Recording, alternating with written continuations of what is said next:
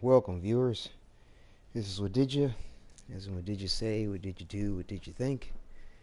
And today, bringing us another commentary video and preservation of my gameplay experience with Anthem and the Ranger Javelin and this latest Elysian key event.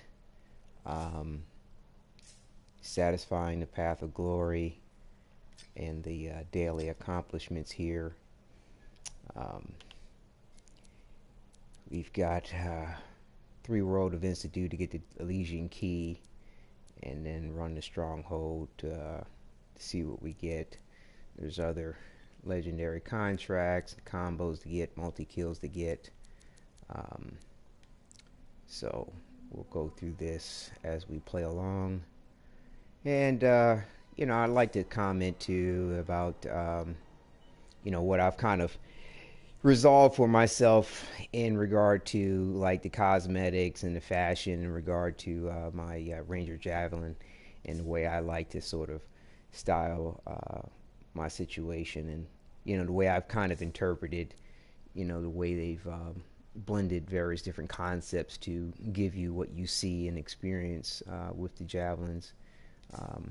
It's been a kind of interesting journey for me because I'm kind of a stickler for detail, but things don't need to be perfect. At the same time, I'm not really flashy about my presentation of things. To me, the devil's in the detail in regard to the particulars I like to see. Here's where you can also see your Elysian chest rewards that are available, and just to let you know, I've gotten 158 out of 162. So 4 more chests for me. I will have basically gotten it as many chances I'm going to get or I'm allowed to get for this event. So I have 162 chances to get any of these awards. And luckily, so far, I've received all of them except for 2. It's going to be a serious gamble to see that I get the last 2 out of the last 4 chests. And I'm not really sure what is going to happen once I've, extended all my opportunities, at 162. Will they, will I still be able to collect keys? Will I still be able to receive rewards out of the chest? I don't know what's going to happen. So it'll be interesting to see what does happen with that. But yeah, out of this list of things, and throughout the broadcast, we'll take a look at some of these as well, and I'll probably do a separate broadcast, just in regard to the rewards I've achieved. But out of this list here, it looks like I do not have, let me see here.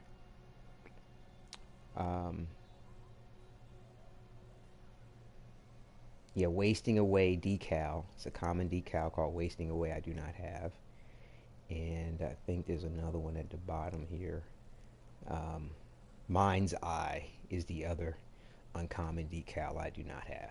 But out of this entire list, I've, been fortunate enough to achieve, to receive all those other rewards. But yeah, back to like I was saying before, like I said, along the broadcast, I'd like to talk about the fashion aspect of things. And, like I said, it's been interesting, especially in trying to even interpret how a human being fits in these things. So, but let's see here. I believe the first thing I like to show would be the build that I'm working with at the moment. Cover that real quick. And, running at 98% luck. Where do you want to start? And trying to keep things at Grandmaster 1 difficulty simply because of the fact that, it's been interesting as far as the community and the population of individuals playing and their ambitions for wanting to, get further in the game. But to me, taking off more than you can chew really isn't a good idea. And, it's while I'm talking real quick, I'm going to show you my color palettes here. but yeah, it's really not a good idea to take on higher levels than what your gear and skill capabilities may be with your strategies and tactics. A lot of times in Grandmaster 2 and Grandmaster 3, you might not have a full team of individuals, and the game, I believe, does not scale for past two players. It doesn't keep scaling. So it's going to be the same difficulty for three players versus four players. And like I said, you never know why somebody's in there, and with a low gear score, and they're trying to push a little further and they're dying, and a lot of times Grandmaster 2 and 3 can just take way too long, way longer than you know I feel it's worth what you seem to get out of the rewards for it. But for me at the moment here, I'm going with a special op kind of ranger build where I'm able to compensate for all aspects of elemental damage, as well as an excellent damage output, as well as good flight capabilities. So I luckily have enough to kind of create the top level ranger, your ranger at the moment, without having the support gear being above epic level available to us. I believe they're supposed to be coming out with something where we will be getting Grandmaster and potentially even legendary versions of the support stuff. So we'll see how it goes. But for me, I feel like that's another way of trying to gate us in regard of the difficulty and creating more of a challenge than necessary by handicapping us with that. But yeah, for this build here, to start out with, you'll see throughout that I have like 98% luck spread out between General's Favor, my Bulwark Point here, and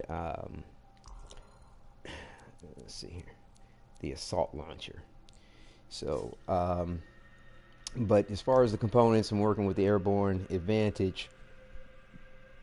Hovering increases all resistance by 25%. It's quite effective. I mean, so whatever's hitting you, you'll be reduced by 25%. We got elemental ops. Again, giving more reinforcement to damage resistance from fire. On a hit streak of 5, you can apply tasks to a target. So if you directly hit a target 5 times with whatever weapon you're wielding, it can be a singular target. You'll apply acid to them, which is super awesome. So no matter what weapon or what have you, you'll notice that it will apply acid effect. Nice to has perks for thruster speed and rifle ammo. And in General's Favor, the recharge rate of grenades is increased. I'm not sure what the percentage is supposed to be because it's not there.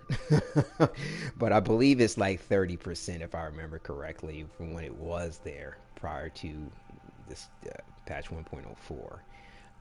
Patch 1.0402 or whatever this most recent patch iteration is truly called hasn't fixed this issue, unfortunately. But the fact that your melee will increase your L1 damage, that's good for if you have a grenade that actually uses damage. At the moment, I'm using Frost Grenade, and Frost Grenade doesn't give damage, so it's kind of a moot point at with this at the moment with this build. But the 38% luck is definitely good to have on this, and like I said, I like to be able to get back into the swing of things a lot faster and maintain sustained effectiveness. So having a high recharge rate is most pertinent for this here. And then I've got tactical advantage, increasing the engine heat threshold by 50%. And I've just noticed that when you're flying around or if you're hovering, with the Ranger in particular, your flight capabilities of how long you can or cannot do something is pretty much the same. It's not like the Storm where you can hover far longer, but yet your flight is the same as everybody else relatively. But So having this in, kind of marries well with this airborne ability to, hover and gain that damage resistance, and with the fact that weak point hits will lower your thruster speed. That's very, very helpful. Um, a lot of times, I like to think that I could, I like marrying it with, let's see, yeah, thermal cooling, because its perk is to reduce time you stay overheated. And there's, I don't know, there are times, it's not a whole lot, which is cool at the moment, where you'll get overheated, and restricts you from being able to fly, and what have you, and get back into whatever form of combat you were in. But I don't know. I don't nearly notice that being too much of an issue for the time that it takes to get back into the swing of things, given the fact that I found that a varied method of attack seems to be the best uh, for me as a ranger, and I mean just to me in general with the game. So between alternating flight and ground tactics, just for the fact of being able to pick up gear, drops or ammo or health or whatever, regardless of your, you know, and I don't really spec for like um, pickup range and things like that. I'd rather spec for overheat delay and thruster life and stuff like that, like with that one. But this here tactical advantage, has overheat delay recovery and thruster life too. I mean, because you got your zippy little interceptors flying around and what have you, and so you want to be able to keep pace with folks, and that seems to do well with that. And this tip of the spear increasing the combo damage, really, that's nice to have on a DPS level, but to me the most pertinent point is this performing combo restores armor to you and nearby allies, and that works nicely to be able to revive folks if you can, if the opportunity presents itself. You do need to be kind of standing close to them, but right next to them rather, and it even works for like AI enemies and stuff like that too. But yeah, like I said, it's definitely can save your life. Keep your health up. Especially if you're not using something like softened blows, or or even if you are using it with softened blows, is a good marry where softened blows will give you you know uh, damage resistance. Um, once your shields run out. Very good mod. It's not, despite the fact that you don't have a lot of armor with it. You'd be surprised if you manage that situation well, either with say Radiant Fortress or just tactical retreats. Um, you can, really stay in the thick of it, hot and heavy. But I'm working with Grandmaster One, and for the most part, my health is rarely ever affected the way I build for high shields at the moment, and a good amount of armor to make sure that the square that it can handle some damage if damage comes through. Until and I'm using Radiant Fortress, as you'll see later, to get my shields back up, or keep them up rather, rather than wait for them to drop. And then the last one here is Vanguard's Badge, to reinforce that keeping your shields up thing, and mixing your tactics of combat, because priming the target with electricity can do extra damage. So this gives you extra electrical effects and damage with your melee attacks. And performing a melee hit gives you 40% instant shields. And from what I've noticed, you can hit anything so far in the game. It's just a matter of, you got to be prepared, and can you survive whatever retaliation of the thing that might come about, even if it's a Titan. So, nonetheless, this is great in how it has some thruster life and a little bit of harvest bonus for whatever that's worth. But the thruster life is really key for me. But yeah, I found that using a bulwark point seems to have a lot of utility. If it's not just putting up a shield, an extra layer of protection while you're reloading, while you're trying to revive somebody, while you're trying to deal with an objective. And the patches have improved this, and once we get our Grandmaster and legendary versions, that's going to be the bomb diggity. you know, and as far as like the assault launcher here, we're going with Recurrent Vengeance. I like the heat-seeking ability of it, or you know, the seeking ability rather. It's but you do need to be to a degree, and you know, have some degree of accuracy when you're using it. You know, you just can't just willy-nilly just will it out and think that it's going to just go to whatever target is in your field of view. You gotta have the aim for the situation. But the fact I like to spec for charges, and so that I can, you know, levy at multiple attacks on multiple enemies, because you know I don't know how many people are charging, and a lot of times I can charge multiple situations depending on my manner of attack, and it seems to be very effective to have this, and I was fortunate to get one in legendary. Um, and the you know Forrester grenade, my preference has been to use last argument, but you know to kind of reinforce this special op, handle anything, any situation. The you know cold blooded is an excellent option with the notions of crowd control, with the ability to provide you know a fourth elemental damage. You know, as you see, because I'm using fire on my uh, when I go to the weapons with its Rounder's Blaze, and you know have acid coming through with my my what is this here?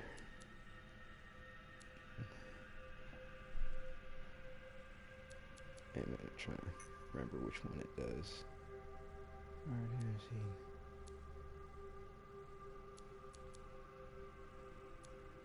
he? Yeah, elemental ops. You know, on a hit streak of 5, applying the acid.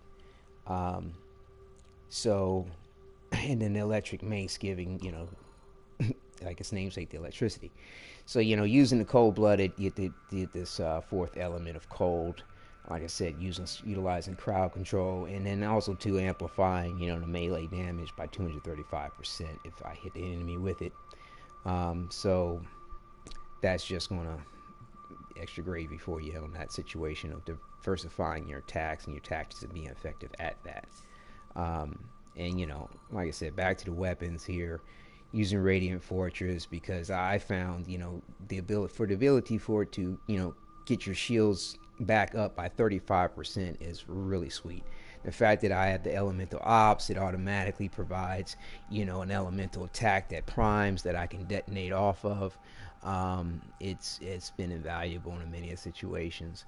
You know there is a slow rate of fire, so you do need to keep that in mind. And under seriously sustained you know fire you know damage intake, you will need to do other things besides just stand there and shoot with it. Depending on also to your level of difficulty. And you know, Rounder's Blaze is just super awesome because I'm able to apply acid and fire. You know, acid from the elemental ops, and you know, fire by the natural ability of the weapon to prime a target. You know, single target after 5 shots with fire, and then detonate. So you know, real good rhythm of attack that can be had with this, and very effective regardless of your circumstance. And you know, regardless of your team formation, you can be you know very effective for that, as well as with this level of this build being played on Grandmaster 1, you can solo the situation as well if need be. So yeah, we'll head on out of here. But yeah, just real quick though, I think I showed the paint thing. I want to highlight a particular point here real quick while we're here. This color here that you see is not in the color palette, nor is it anything that I can figure out how to create. And basically where you get it from is the game trying to create a pure black that is within the palette that the program recognizes. And what I mean by that is that if you look at let's just say I take let me make sure I don't forget what I had here. If you take one of these patterns here, that have two tones. So, you know, say you bought this one or you bought this one, or you rewarded this one, for example. You can, when you select it for the first time, or if you have, like, say, a palette that does not take a color, like one of your metal types, okay, where you can't select from your color palette wheel. When you first select one of these two tones, you'll see an awkward color sitting off to the side that is not black, that looks very, very dark. And it's interesting how games nowadays don't, you rarely ever see pure black in your color palettes, if you have one, or even when you choose an RGB code that would be pure black, it doesn't look black, it looks some kind of dark gray. It's very fascinating. But nonetheless, though, I saved that color by selecting, as I explained, by using one of the metal tones, and then loading back into the game, and then selecting one of these two-tone patterns. Or you might luck up because of whatever you had previously and select a two-tone pattern, and this weird color will show up. So what you want to do is, if you want to save it for later use, just kind of like click into the color, show it, highlight it for a second, back out. And what I've been doing is, like on other javelins, say you've got an extra loadout slot that you don't use, just create a new slot for the javelin, select the javelin, go into it, and then go to your paints and go to your paint options, and then find the color again, and then just save it to your javelin. And like, I have a color here I'm trying to save, so I'm not trying to use it. Let me see. I think I have that color. Hang on, I already have it. I'll show you where I saved it at.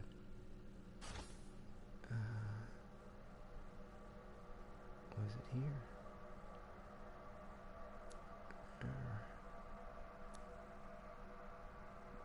Yeah, it was here. So, no, wait a minute. I don't think so. Scheist. Oh, here it is. Yes, here where I saved it. So, like, again, like I said, so if you had that selected, for example, so you go in after you've already just highlighted it from where you previously opened it, or you could open it here with the color palettes by selecting the two-tone thing, whichever, if you want to save it, because when you create a color palette, you can't save it permanently. It's just sort of temporarily saved to whatever javelin you've placed the color to. So I save colors that I've experimented on, or I like to reference, by just creating an extra loadout slot for javelin that I don't use out of those four, like I've done with the Colossus here, and save the pattern to it as such, and then just back out. So whenever I need it, I can go back and grab it without going through a lot of trouble of recreating it or anything else like that. But let me change this back to my diamond leather I got out the chest, all sexy. But yeah, so I've utilized this color, this weird color, to kind of make certain areas look more black, and depending on your light, it can reflect off from what black may be, but it's very, very hardly noticeable.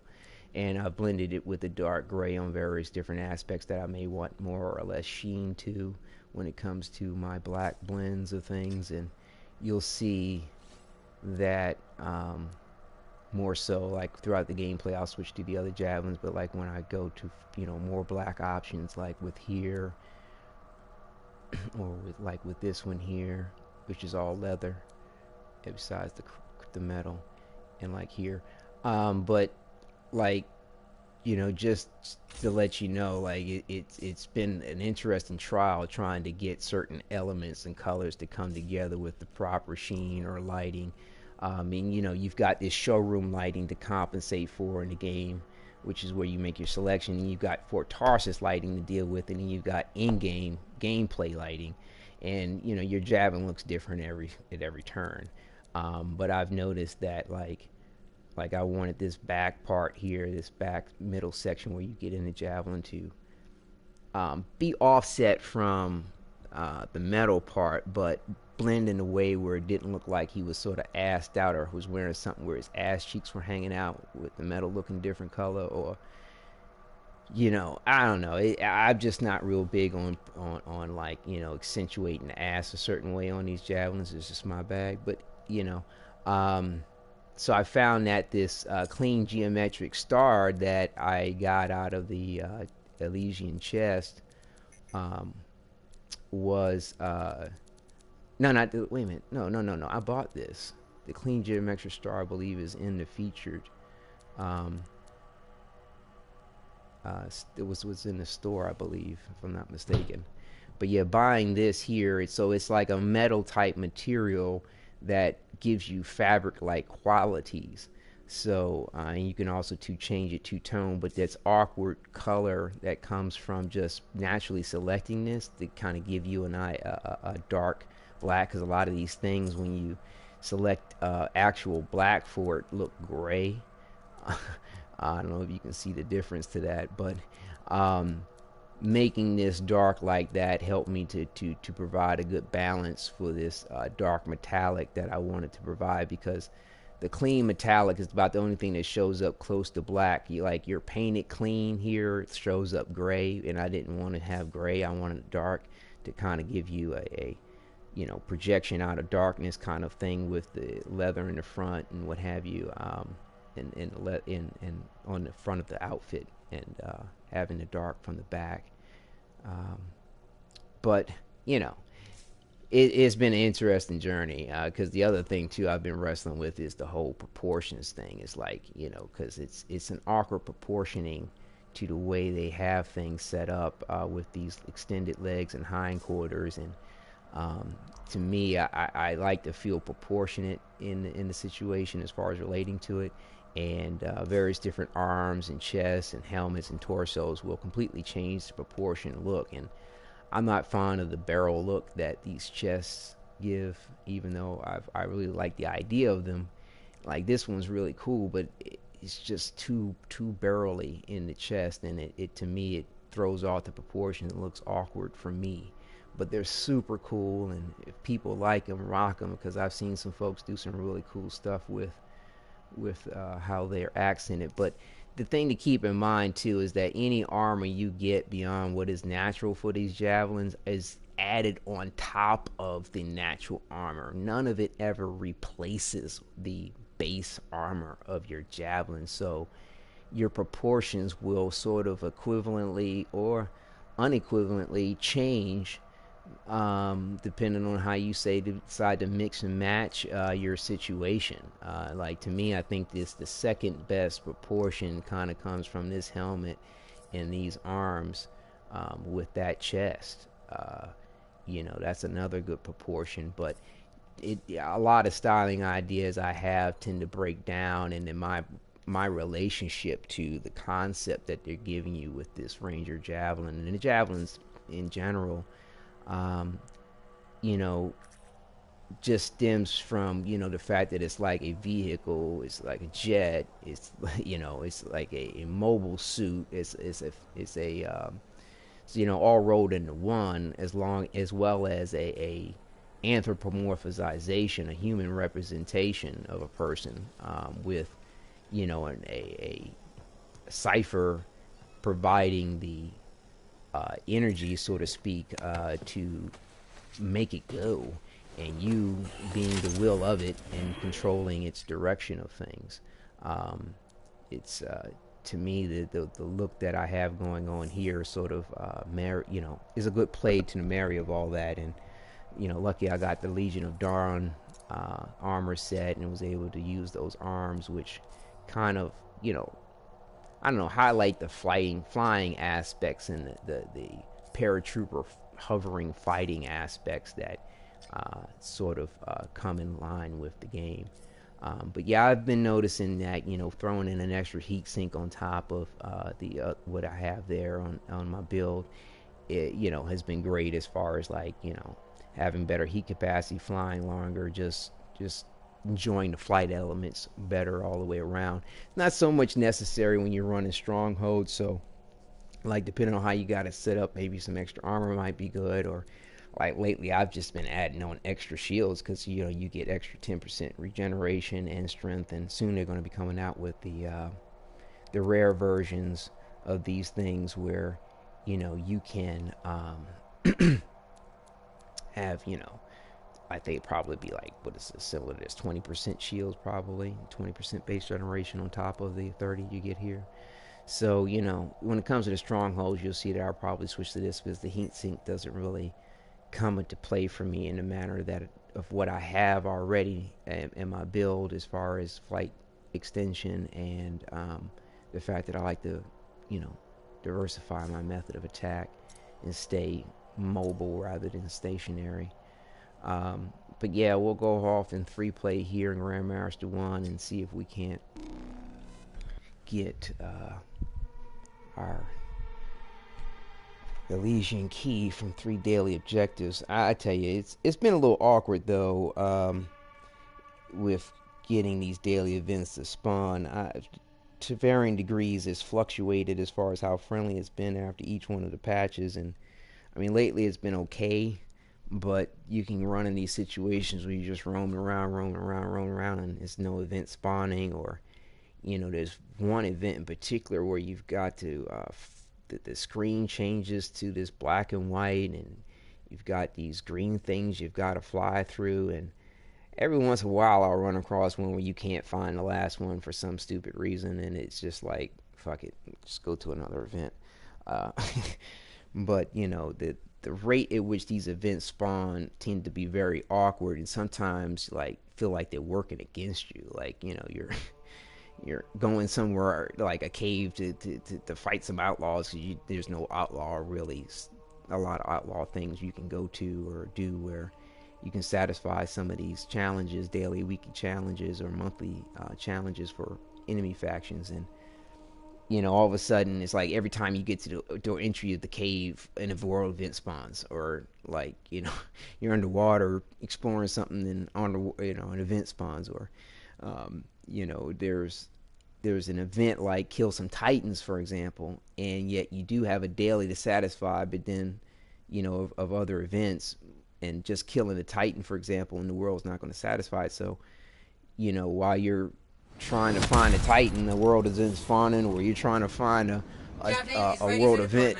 it just feels contrary to what you're trying to achieve half the time as to how these events spawn. Like I said, if I'm trying to go for a titan, a world event is spawn, but yet I'm not trying to go for a world event. Or if I'm going for a world event, a titan is spawn, and it's like I'm not trying to go for a titan. Yeah, I don't know. It's weird circumstance. I have no idea what the deal is with it, but hopefully the game will be friendly and spawn some world events somewhat readily,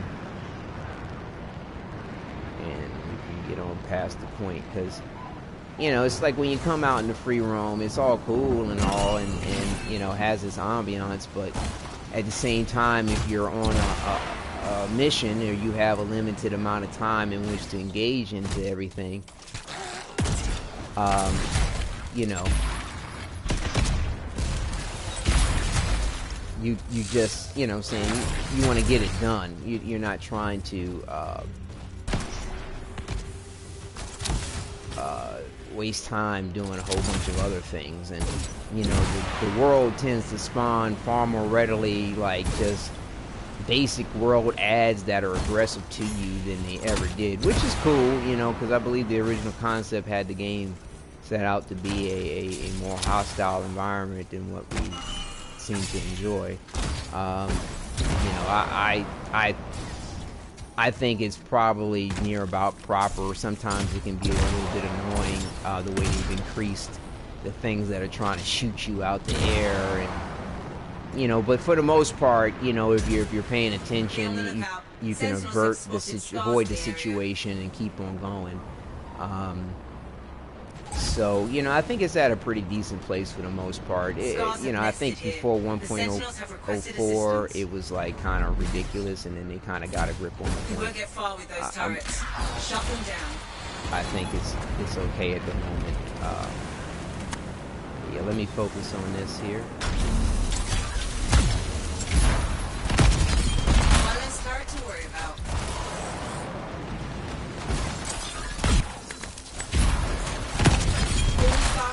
down. Glad to see less of those in the world.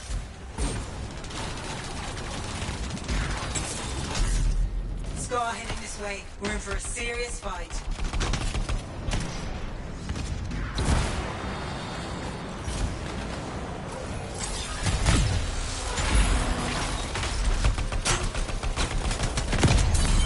The Scars have lost a leader, thanks to you. These Scars are a threat. We need to clear the area.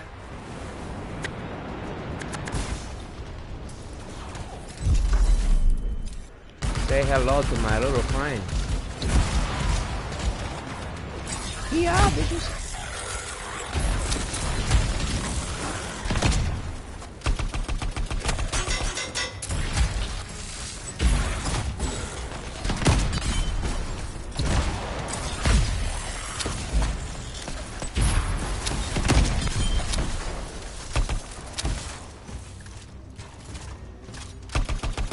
They're making a retreat.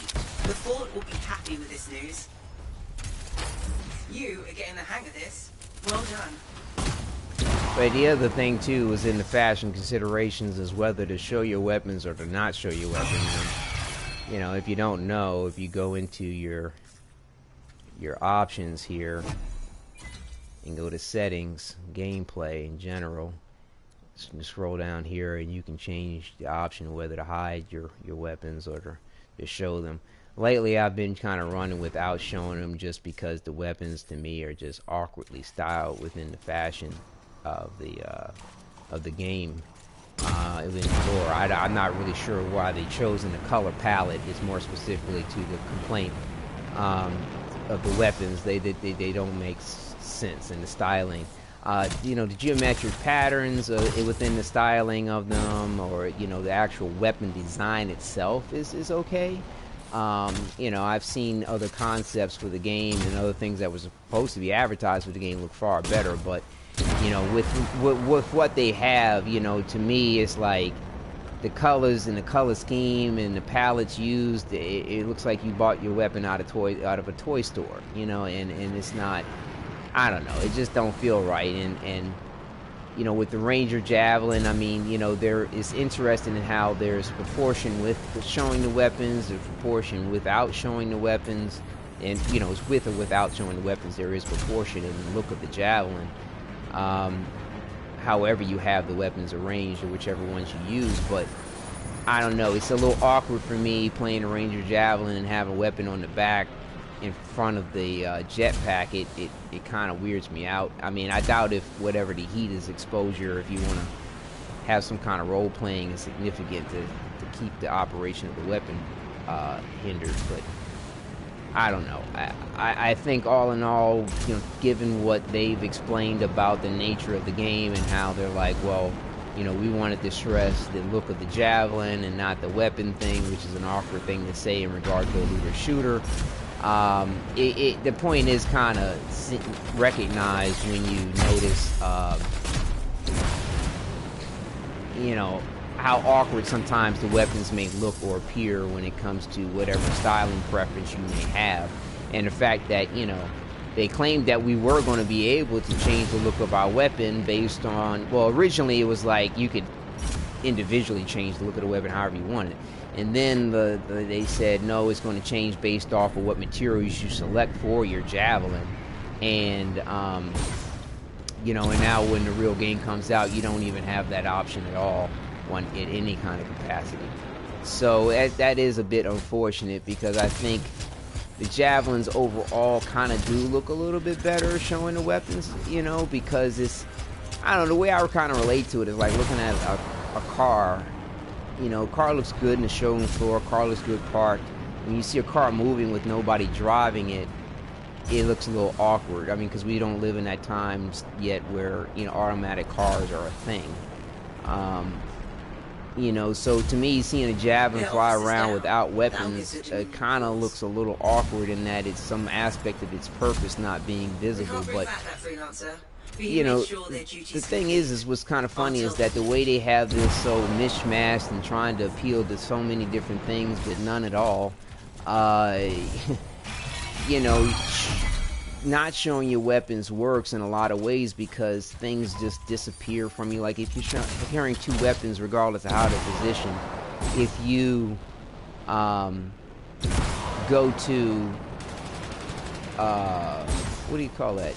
When you go to pick up something during a situation, your secondary weapon, regardless of where you have it placed, will disappear. And you know, if you got to carry something on your back and you have your secondary weapon on your hip, it won't matter. It'll still disappear. You know, your melee weapon for the ranger disappears, and it's like, where did he pull that big shock mace from? You know, does it collapse? You're not sure about where it comes from or how it is stored. So there's a break in whatever surrealism you'd like to partake in, or role playing, or immersion, so to speak, in the reality the game presents itself, and how these weapons are stored, appear, and etc, etc, etc. So, you know, showing the weapons to me works about as well as not showing the weapons, because of the breakdown and the concept that they present to you. You know, so like I said, it's appealing to all but none. But yeah, I hope this group is looking for events and not just trying to stay around killing random ads. But yeah, they'll swamp you with random ads, and it's like, where's the event? And it's like just delaying you. It's just some form of gating from fucking progress or doing what you want to do. And you know, if you have time restraints, man, that shit is just fucking annoying. You know, I mean, I'd rather have too many events spawning than not enough. If they can't find a proper balance.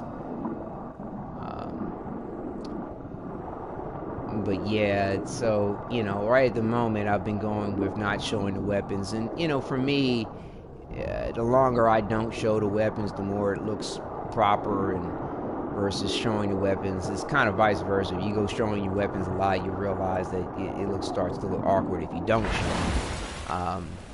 But what's odd is that, yeah, I'd say like 99% of the community, if not 99.5% of the community, all show their weapons, regardless of whether or not they coordinated their outfit with the look of the weapon, whether the weapon looks decent or not. And I mean, what's sad is that it's very misleading as to how you're going to be able to style your javelin, and whether you can or cannot show your weapons, because up until you get to the masterwork level of weapons, they all look fairly practical, believe it or not, in their coloration, or in their tone of coloration, for the most part.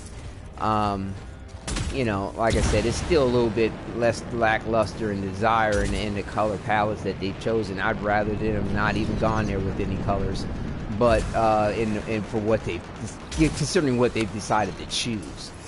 But you know, you can think that, you know, oh, I can style my javelin just about however I want. The weapons within a relative mean are going to kind of look like this, and then you get to your masterwork and legendary level, and all of a sudden your weapons look like I said, you bought them out of a toy store. I mean, now if that's your bag and you want to toy it up and look completely, I mean, contrast against your environment even. I mean, like, the finish of them aren't even consistent. You know, you'll have certain masterwork legendary weapons that look super brand spanking new with no wear on them whatsoever, and then you'll have other ones that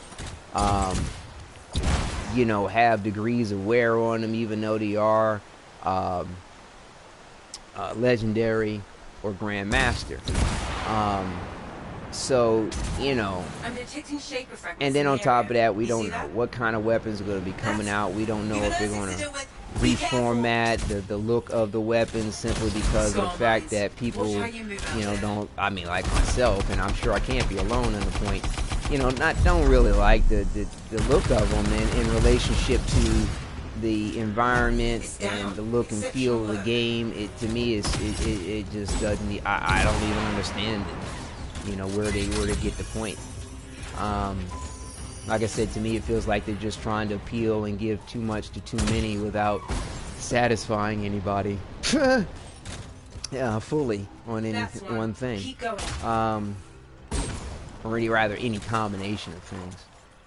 So Yeah, we'll see how this goes. But like I said, it is you do feel like you're going against some kind of social unwritten rule to show your weapons. And I mean, in some ways, if people are doing it purposefully or they just don't realize you have the option not to show weapons, I can understand why people may purposely decide to show the weapons, because it does give you a little bit of an insight as to the nature of their build, because you can't really inspect other players. So with a player advertising their weapon in such a way, you know, you can be like, oh, they're going to be priming targets. They're not going to be priming targets. They've got a tank set up. You know, you can draw certain speculations, as well as before their gameplay to kind of get an idea as to what's going on with how they're going to be effective for the team and themselves. But still, you still need to keep an eye on this situation to see what they're doing as you're rolling along, because just seeing their weapons may not be a determining factor, because they may use them as stat sticks. You don't know which they're using in that capacity. You know, they may not utilize the weapon effectively. They may not have a certain build to reinforce the weapon, like say with something that gives it acid or not. But yeah, so it's a host of things you can speculate about, but it's none that I feel like you can actually know for sure. So it is an interesting thing to how people tend to show the weapons more so than not show them. But you know, like I said, I'm working with this not showing thing because there's a lot of fashions and styles that I like, which clash with the types of weapons that I may want to carry for certain aspects of effectiveness. And you know, again, we don't know what the game's going to come out with later down the line. That might be the groovy thing to use, and I'm not sure if I may want to try to adjust my styling options to compensate for the point. And luckily, you know, when you're in the midst of things fighting along, you really don't notice the weapon. And heck, it's even hard for a person as a player to even notice what somebody is physically using in the midst of everything, unless you get up on them. And but you can typically recognize what they're using by the manner, the way the enemy is affected by the weapon, far easier than you can recognize what weapon they have walking around and shooting. So, you know, rolling with this at the moment. We'll see how it goes. Enjoying everything for the most part. I think we got one more world event we need to try to find. Let me just double check that real quick. Over here by this waterfall. Staying by flight while I check. Mid challenges. So with this one here, because it's a daily, you can check it here. Oh, looks like we did. Did we do 3? Oh, that's right. We ran on that group that came up that like at the end of their thing. I didn't think it counted it, but you can check tier 2 on the general feats.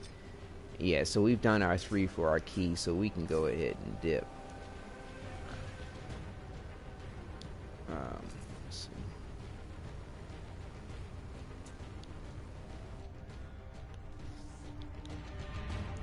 But yeah, the other thing too with the fashion thing, like there's some few pieces that, because I'm kind of stuck on the material types I'd rather use, like for example the diamond leather, especially, this applies to that a lot, big deal, and probably anything that has a pattern that you'd like to overlay over, like I said, the segment pieces that they add to your armor when you choose different armor types other than your base armor type for your javelin. It's everything's always added on top of whatever's there.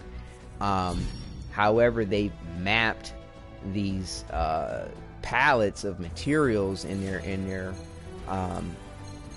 two-toned options, either like, you know, because like you can look at the diamond pattern fabric as a two-tone option, even though you can't change 2 colors on it, because of the fact that the pattern goes one, you know, the diamond pattern goes one way, you know, with its etching, and then you have the color. But bottom line is when you go ahead and stack that on top of 2 armor pieces, like I said, because your javelin has its base armor always on it, and so you choose, say, a secondary chest piece that has armor on top of that natural armor. It's like they mapped the pattern that you're at, or the material you're adding to it separately, and so therefore everything doesn't line up properly, and shit looks off centered, off balanced, in relationship to another piece. And hell, even the piece in and of itself, if that was the only thing you wanted to do, can look funky. And I'll show you what I'm talking about real quick. Let me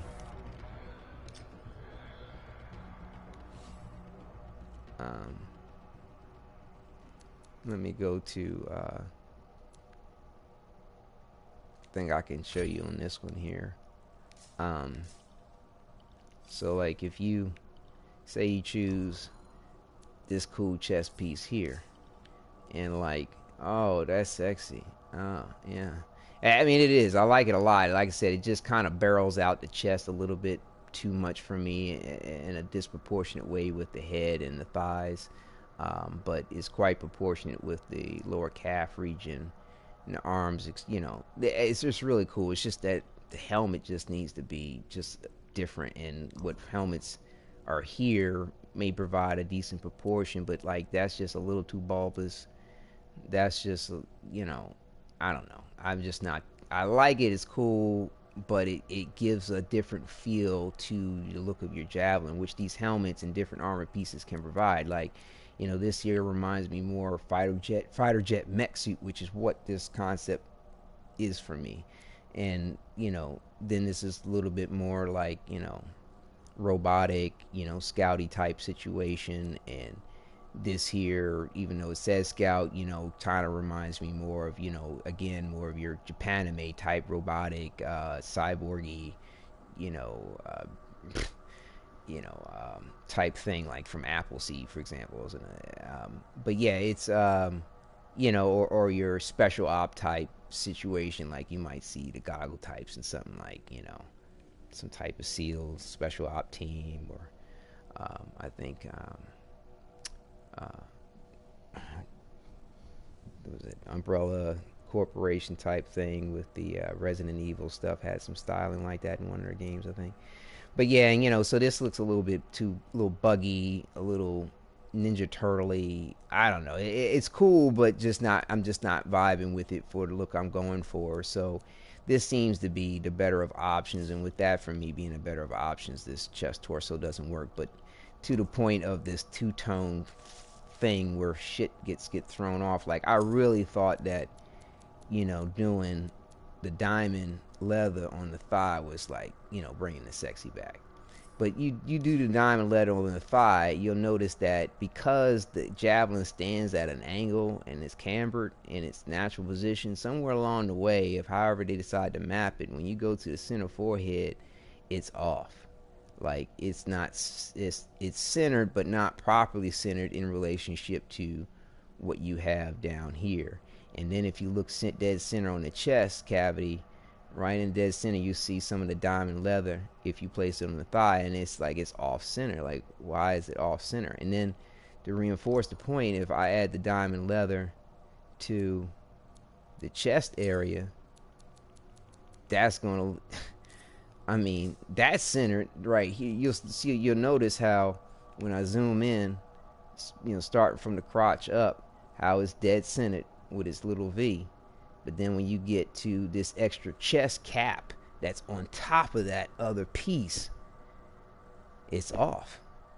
And that totally fucks up the game for me. And I mean, the center forehead is, like I said, the pattern is awkwardly off, but yet there is a centering, but it's not proper, in my opinion. And so it optically will mess with me after a while, and I don't know, it's not like I'm OCD as far as I understand, but I can understand the tendency for it within my nature to be particular in certain things, just kind of giving you an unrest or undue anxiety because it's just not proper. It just doesn't look right.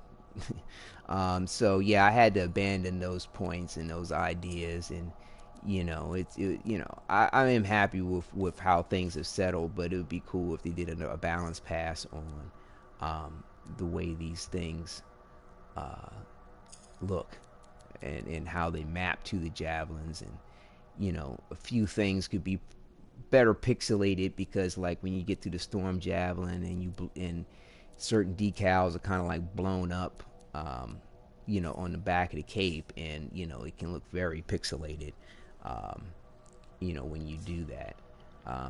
But like I said, with my styling tastes and particulars, and going for a proportionate look that I could relate to in regard to the concept that's here, like I said, that's my better option. But I'll show you real quick what I'm talking about on this storm javelin, and how, you know, depending on what vinyl you decide to use, you might not even see some of the detailing or some of the placement of the vinyl accents. And then in others, things will just be um, uh, pixelated and overblown. But yeah, that's not too bad. They may have already did a balance pass. That's not too bad too. Maybe they did a balance pass. I haven't looked over here in a second. I'm trying to see if I can see an example. But if they balance, I mean, to me these look way better than what they were. Maybe they did a balance pass on this last patch for these vinyls, because I kid you not, for some odd reason I'm not noticing. Yeah, that looked far more pixelated before. Wow, that would be awesome. Maybe that was an unwritten thing. But to me, they don't. I take that back. Awesome. It looks like they've improved the pixelization on the way these decals blow up on the Storm Javelin, because it was very much needed, because it was hurting the situation. Yeah, that skull looks far clearer than it ever did, that as far as I can remember. Awesome. Look at that. That's sexy. So yeah, that's the one positive thing that I think that's come out of the last iteration of updates. Um, but yeah, so let's continue on with our path to glory, and like all my ranges, have the same build, just a different palette choice that I have going on with looks.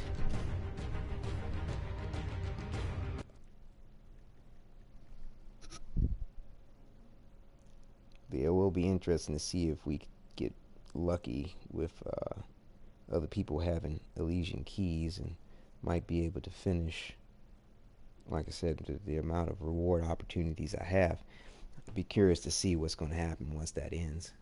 Will we still be able to get rewards if other people open to chests with their keys? Will we still be able to collect keys each day we have an opportunity to earn one? Will we still, and then too, like, will it even be a point to of worth of, if you achieve all, the goal here that they have set for your Elysian collection, and say you get, you get your 162 opportunities, you get all your prizes, there's still 20 some odd days here, or there'll be 19 tomorrow days left, and so that could potentially be 19 more keys that I could get. Now, will those keys be valid for the next Elysian chest reward thing? It's no telling how they decide to set it up. I mean, depending on how they do it, it could be only valid for these awards here, or it could be valid for the next iteration of things. I personally feel like it'd be better if it was just the same key, and it's like, as you get your rewards, that gives you better opportunity and odds for the next set, and whoever missed out on this won't have to worry about which key they have, where to get the key, and blah blah blah blah blah blah blah. They can just go straight into it, and they have an opportunity to get a reward the same way as everybody else. In a way, it's just that it is kind of rewarding the veteran a little bit more than the newcomer, in that sense that they just have a bigger pool to go through before they may possibly get what they want.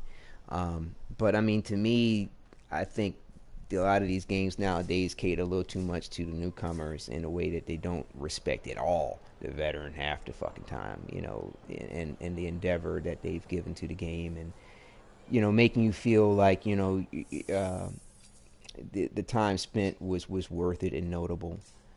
So let's see. To use our key, there isn't a stronghold that is set for the daily challenge. So it's kind of going to be hit and miss as to whether or not folks are going to be running a particular stronghold one way or the other. I know we need more points towards our Sentinel faction thing, because, you know, at the same time I'm working on my Champion of Tarsus goal here. Hang on. I'll pull that up for a second because I need to reference that. But yeah, I haven't been stressing on too much on the legendary drops, and you know, because for me it feels like it's when it comes through, it's going to come through. And then once you get your opportunity for a legendary drop based off of whatever gate and shit they got going on, or however they feel like they need to stretch you out on the point, then your luck kind of comes into play. In which manner, I'm not 100% sure. It could be an aspect of quality, could be the aspect of inscription. I'm not really sure, but I feel like since the last patch, they varied the aspect of your legendary drop rate. So like one point in time, I noticed I was getting a legendary drop once every 4 days. So yeah, here I need to work on the Sentinels a little bit to get that up. And we can work on the Sentinels by going through Temple of Scar. But yeah, at first I noticed I was getting legendary drops like once every 4 days, 3 to 4 days. And then after their next improvement, it looked like I was getting a drop every day. One a day. Now, it's dependent on how long you're playing, grant you, but within, you know, 8 to 10 hour period of time, that's what it seemed to be producing. And then after 1.04 patch update or whatever, it seemed like I was getting I've been getting a very variable rate to the drop. So I might get one once a day, and then because I got one a day, it might be another day before I get another one, and then after I get another one, it might be another 2 days, and then I might get 2 drops, or it might be 3 days until I see another drop, in which case I'll get 3 drops. So I have seen a very odd variable to my drop rate. Keeping all things consistent at 98% luck and running on Grandmaster 1. You know, when I switch to Grandmaster 2 or switch to Grandmaster 3, sometimes I will see immediate difference in my drop rate, but then it will go back to whatever it was previously. Or, you know, it just find a different pattern. But it's not like there's a degree of consistency that I felt like that I can rely on.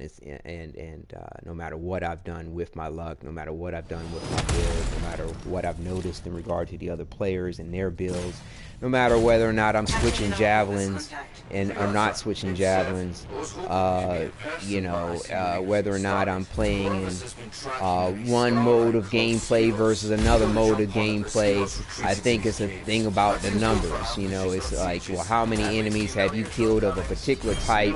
How many hours have you been playing? You know, I think it's some rather direct, simple inputs as to the variables that you can encounter. But yeah, it's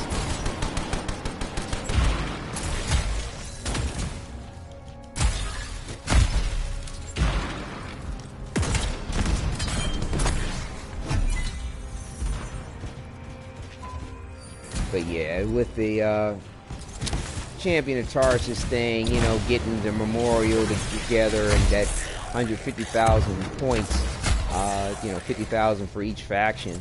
You know, running on Grandmaster 1 is a pretty efficient way to still keep yourself in line for, you know, your rewards. You know, as far as masterworks or legendaries are concerned, and the entire drop pool that's available to you. And, you know, getting it done and not having to worry about team composition. being available to help you know, effectively deal with whatever is happening and get through the material within a reasonable amount of time. In relationship to the way you're rewarded with this game, because I swear it can feel like you've just wasted all kinds of endeavor and effort in Grandmaster 2 and 3 and come out with some, you know, purples and some bullshit ass masterworks that, you know, you don't even need like that. So yeah, I know that you know, once I complete that challenge with, you know, that 50,000 points for each thing and get, you know, General Tarsus's memorial renovated or whatever, it's I'll probably mess around a little bit more with some of the other difficulty levels, because it's not going to be, you know, a critical point for me to have to really make a whole lot of XP or faction points unless they come out with something between now and then that you know, would provide, you know, would be necessary for me to grind the factions in some particular way. But if points are the necessity, then, and you know, time spent isn't so much of a point. Oops, crash this dummy. Corvus doesn't do simple missions. And you know, perhaps I'll feel a little bit more comfortable with going through the trouble of the endeavor of Grandmaster 2 and 3 and the piss poor team compositions and the bullet sponge enemies, and you know, like, I'm not really big on that whole bullet sponging thing, and you know, basically damn near one shot you, and no matter how strong your build is and shit. It's just like, you know, I like the overpowered, you know, super whatever fantasy, you know. You know, this game can be quite fun and enjoyable, you know, just running it.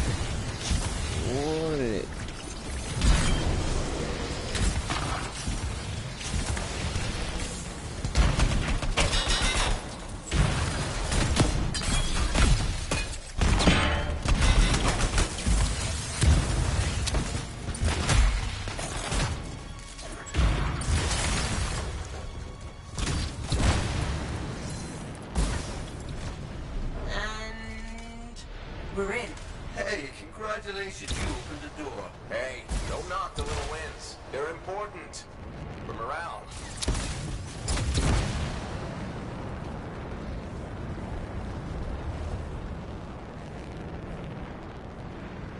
Wow. Need to recirculate the air in my javelin. Please do.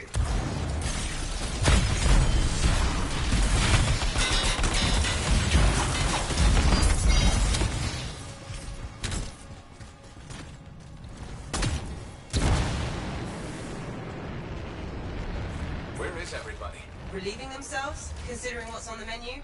From what we can tell, Scars prefer meat that's gone off. Why do you know these things? Because he's probably a Scar, that's why you know those things. Probably a Scar, you know, spy. I found the Scars. Thanks, Seth. Very helpful. I've got an idea, but it's definitely not covert. Probably ain't trying to be helpful, probably lured us here. And Trying to get us freelancer, fucked up. it might cave you in. Calculated risk.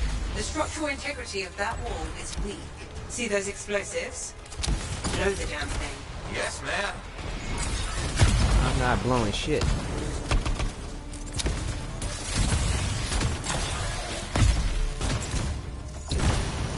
Now I can use dynamite to blow it up, but I am not gonna blow anything. Not my bag. Not my bag.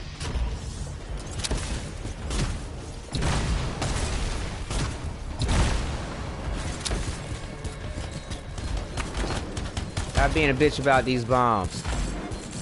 Fuck them bombs, nigga. Fuck them bombs. Gotta boost some shields up, son.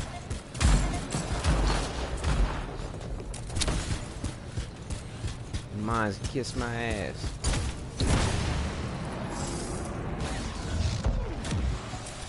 Explosives in place. Wow. Give yourself plenty of time, huh? It's a default And setting. boom goes the dynamite. Focus, please.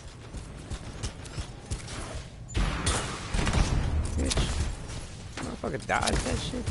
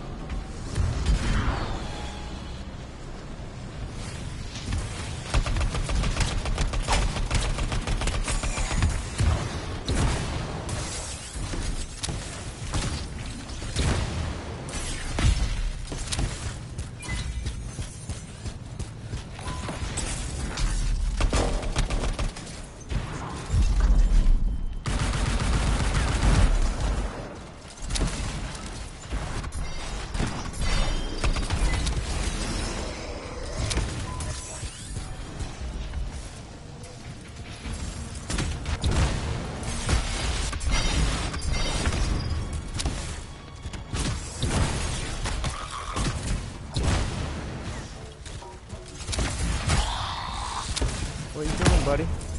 Explosives primed. Don't run from it. Get back, freelancer. Get back from shit. Ouch. Way's clear. And you've still Crash got all test your dummy. fingers and toes. Mine's Those are plus. Looks like we tapped into a primitive sewer system.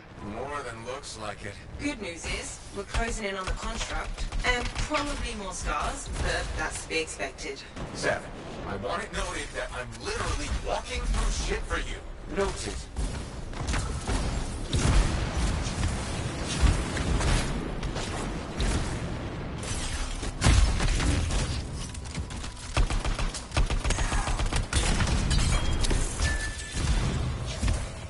Combo challenge complete. Out of the sewer and into the frying pan. That's not the expression. Keep moving.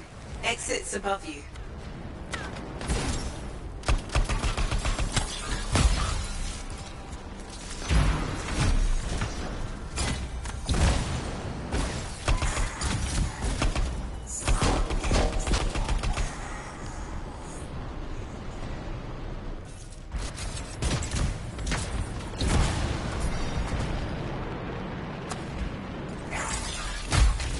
Damn it.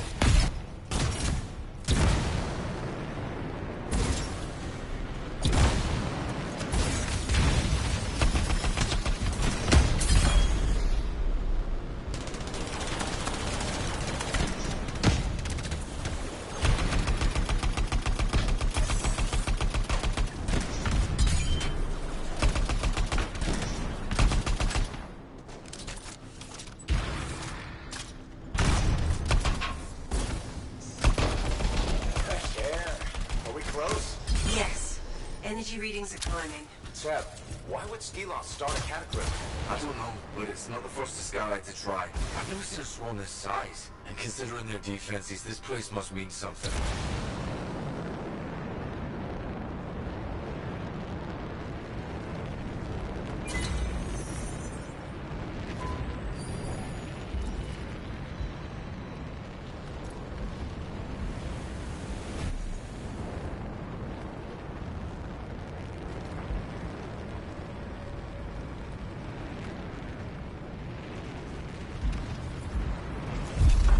I let the bombardier. Come in the bombardier.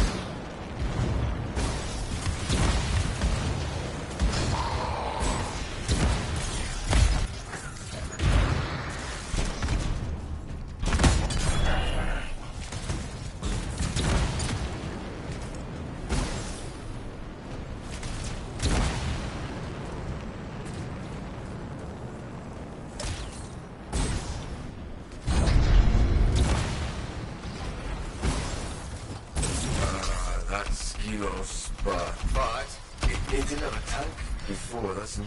It's also partly organic. What? Skelos isn't just the pilot. It and the tank are fused together. It must have entombed itself to heal its wounds. Cool theory. Can I still kill it? Yes, it'll just be a more complicated endeavor.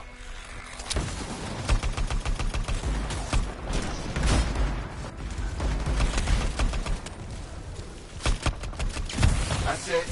started. Get on the hell.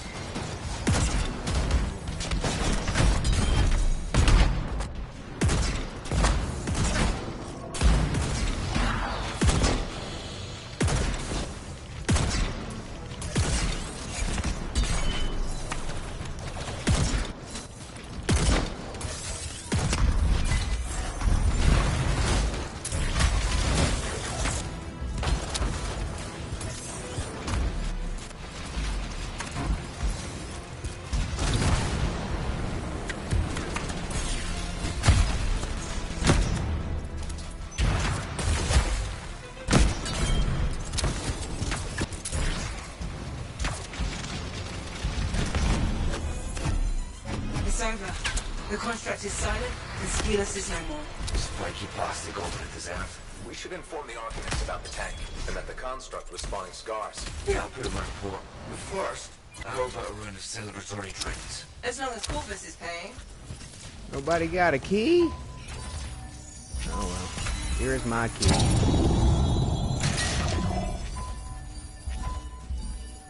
Anybody else got a key? Yay! Somebody else got a key, y'all. Alright. Oh, suka now. Look at that. Oh, 3 out of 4.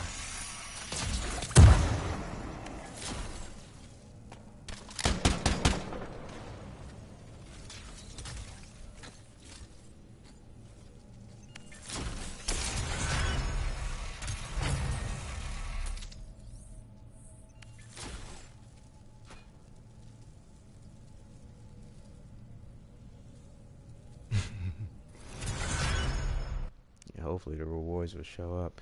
Like I said, I have 2 more to get out of the list of things, and I have 4 more opportunities, it seems like, so we'll see what happens, because just gonna have 1 more after this. Oh.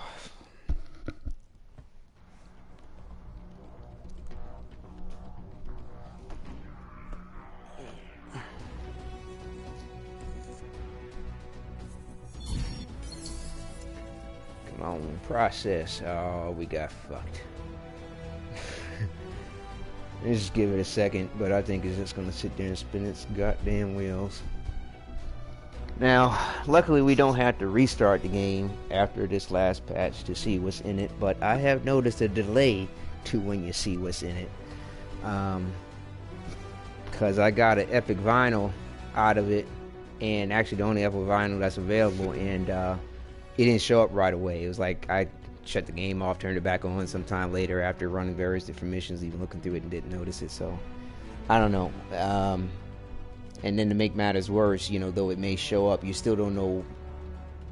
Well, we do know where the last 2 are going to be for us, because you know, I went through the list of things and took a screenshot of them with my phone to see.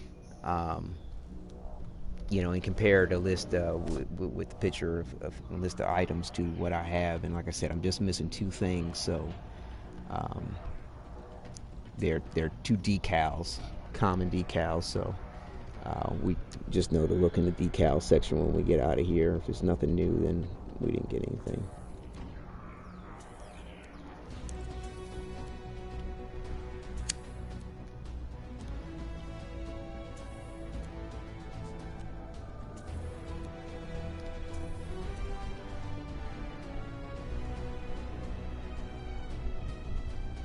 I'll compare it to what we have. Probably be deleting that one. Uh,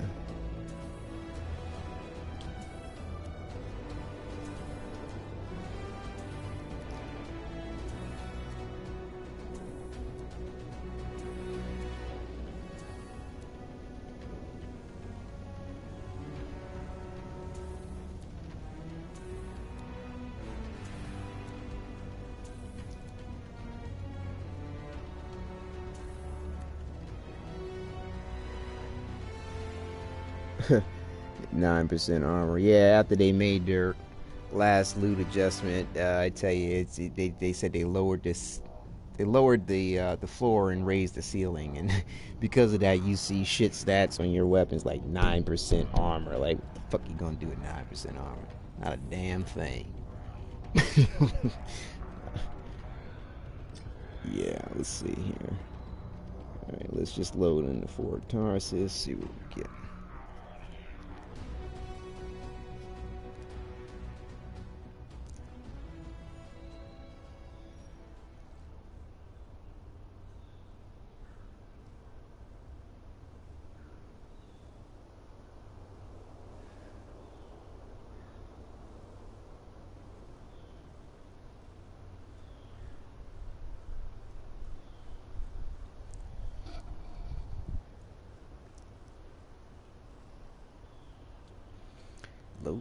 Loading. Keep that game loading. Raw high.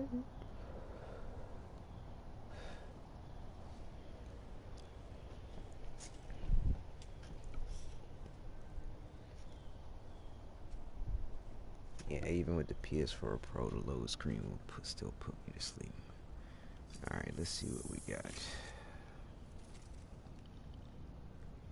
If we got anything. Make sure you've got what you need.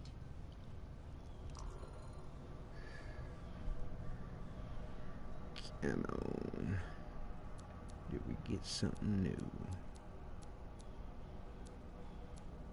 Oh, we got one other new. We got Mind's Eye. Look at what we got. So we just got one more. Let's see what we got here. Looks like a pale yellow or tan, earth tone kind of color. Not bad. Interesting design work. Off balance though, but on balance depending on how you want to look at it. You lose the shoulder thing that he has as a way of balancing the situation, but as far as the graphic concerned, it's just on one side here and in the center. Let's see, that was, what was it called? Mind's Eye.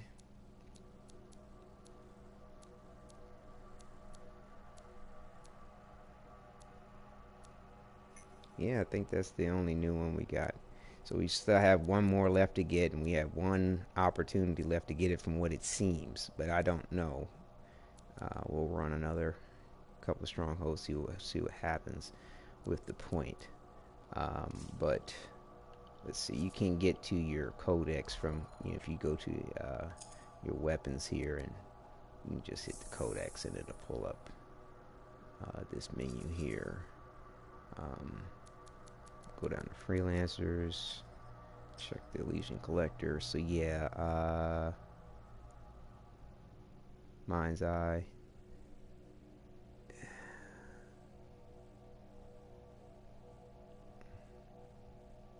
Wasting Away is the last common decal, that I need to get.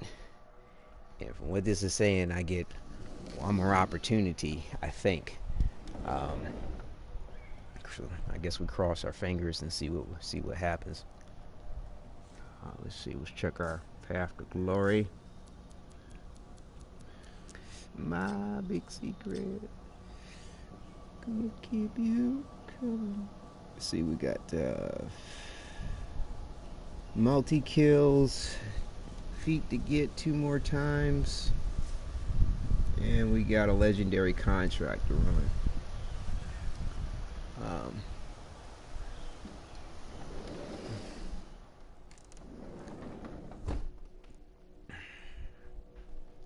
Let's go ahead and do Heart of Rage. See if we can't get our multi-kills, do that, and then see where we stand with this chest key thing, because I'm really curious about that, and then we'll knock out the legendary contract along the way of things too. Let's see. Let me switch my look up. All right. Where do you want to Helps start? keep the monotony going, not from being too boring, rather. What am I feeling? Let's go for the Reaver look. Yeah, this is my all leather setup here. How can I fix you up today? Besides the vinyl and the brushed steel, but I'm rocking the dusty, the fine leather, and the diamond pattern.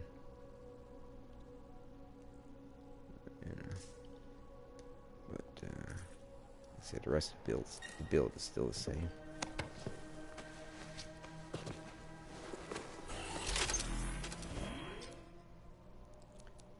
Let's see, strong hose.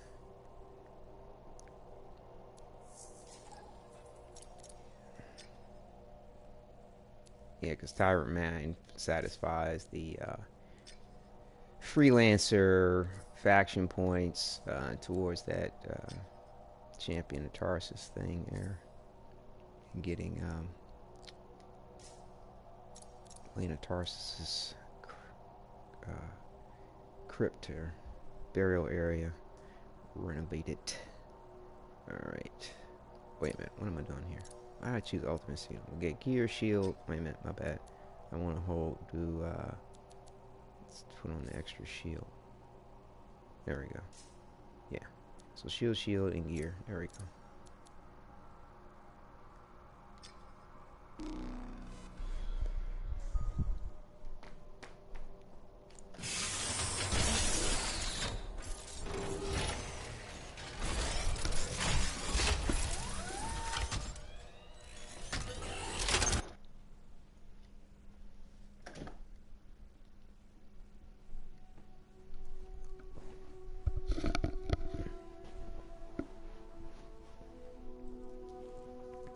One thing I won't be able to show today on is whether or not I'll still be able to get more keys after getting the whole 162 chances towards it situation. It's like, will you be able to still collect keys and not be able to open chests? Will you still be able to, will you still be able to collect rewards from other people open chests and not collect keys? Or will you not be able to do either? Don't know. Don't know if anybody knows yet.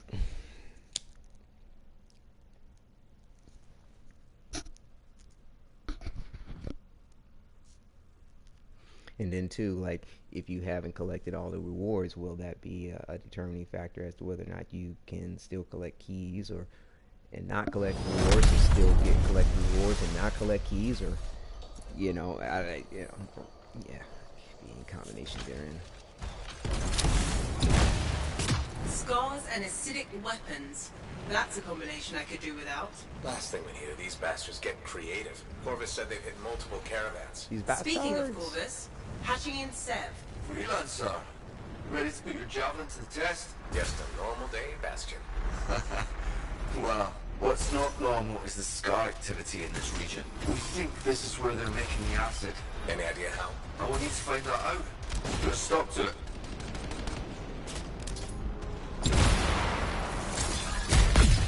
Found the relic. Scars have done something to it. It's gone volatile. For those of us who don't speak Shaper, that's bad, right? Obviously. Freelancer, we'll need to silence the relic.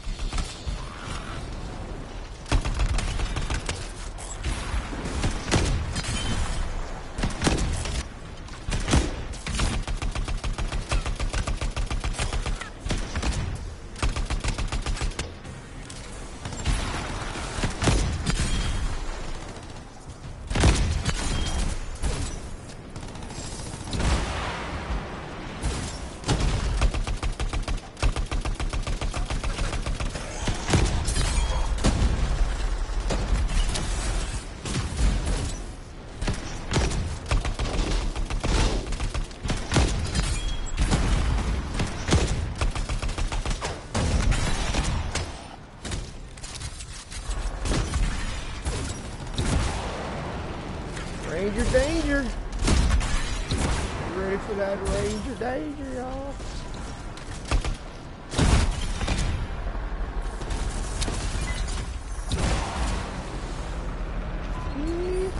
Let's go get some more.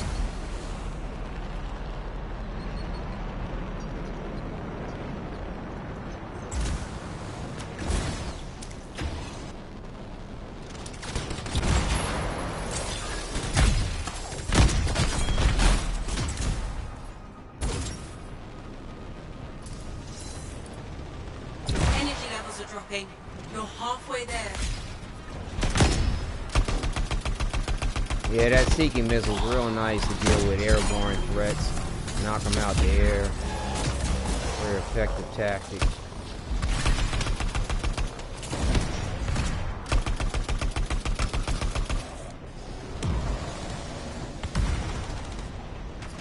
Airborne Ranger. Rolling down the street.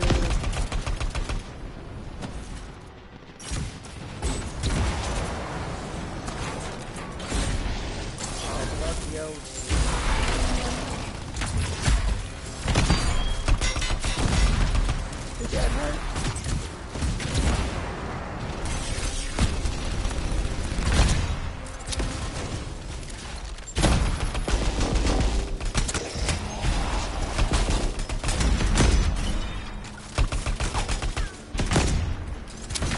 Keep looking for the glowy things. Echoes. Right. Those.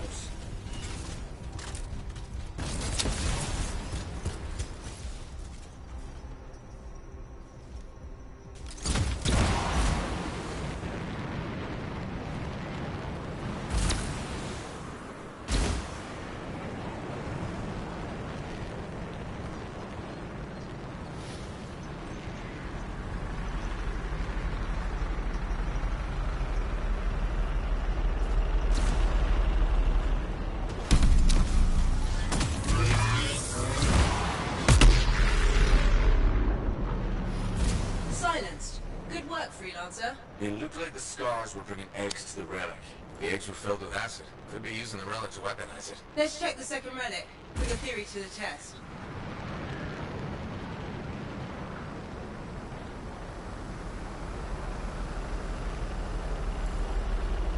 Relic's up ahead. This one's a lot more crowded. Look, eggs everywhere. Your theory's got legs. I'll pat myself on the back after I dealt with the scars.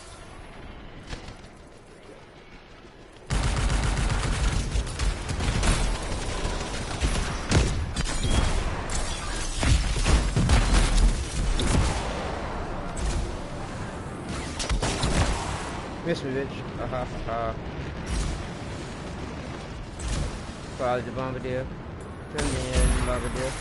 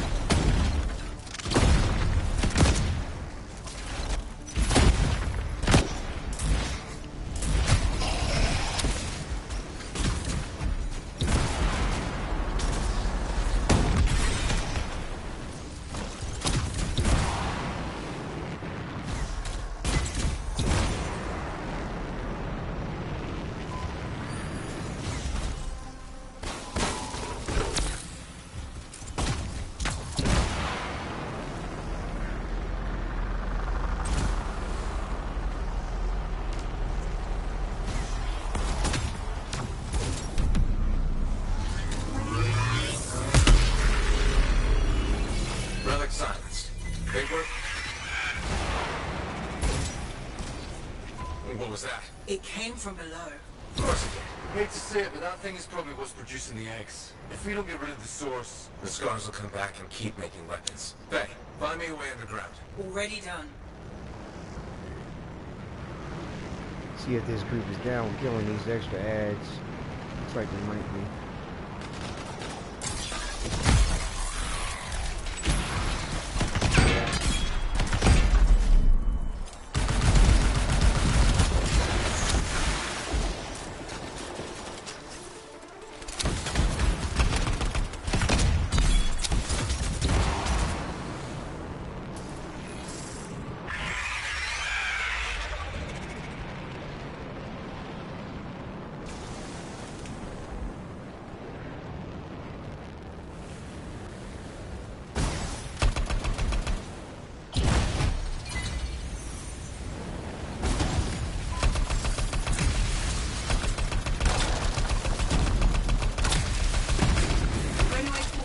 An underwater passage ahead.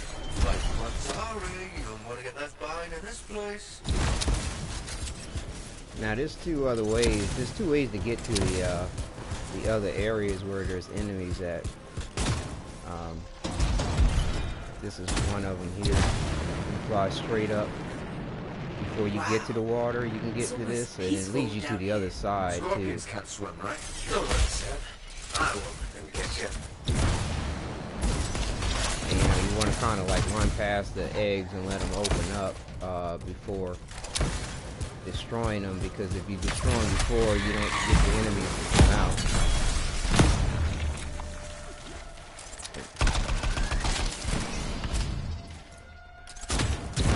So like I said, this brings you back over to this other end where you actually go down in the water. You can always fly back to check to see if anything may have dropped real quick. But yeah.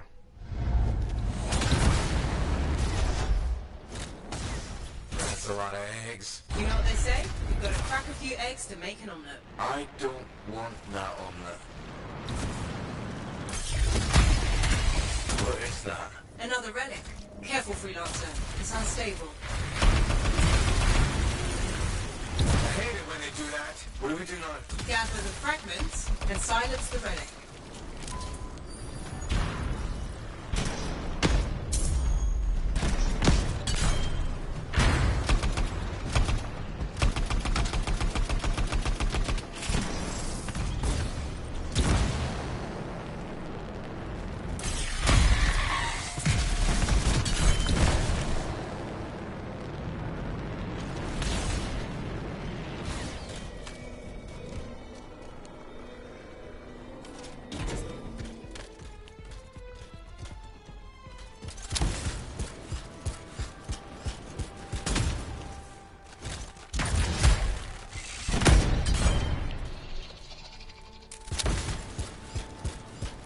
Heads up, scars incoming.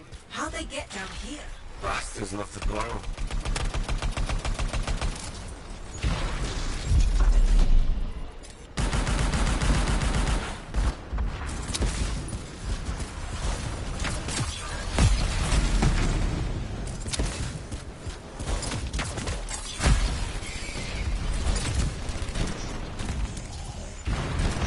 Hey, freelancer. More scars. I know. He's looking extra powerful.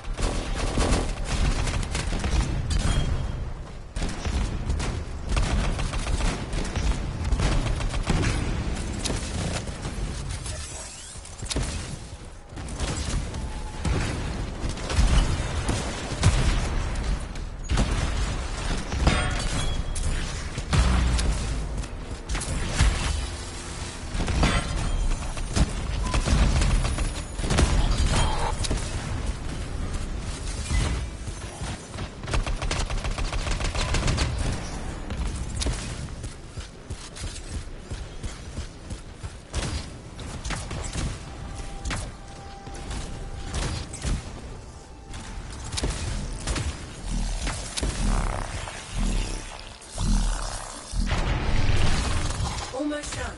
Only a few fragments left.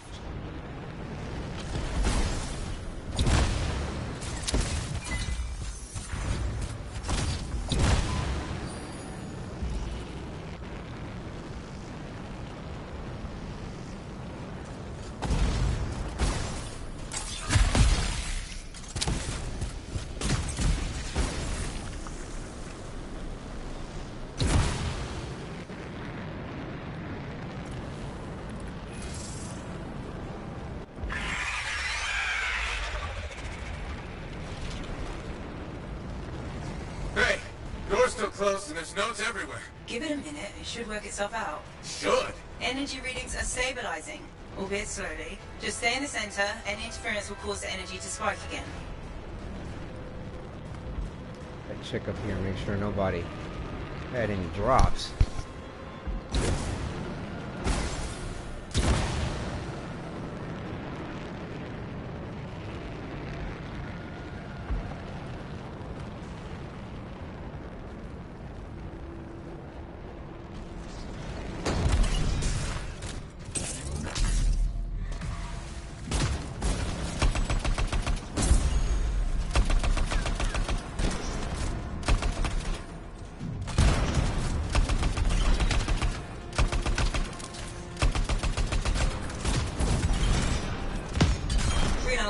Stay on the platform.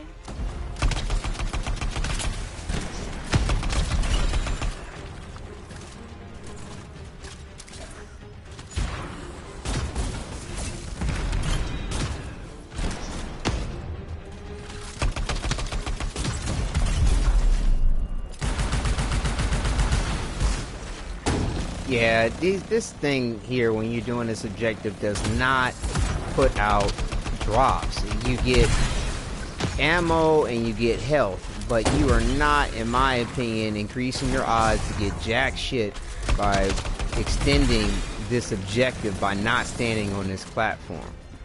Like, you know, it's just, I've never seen it pan out for the better to not just everybody get on the platform and everybody just work together to speed up this signal process.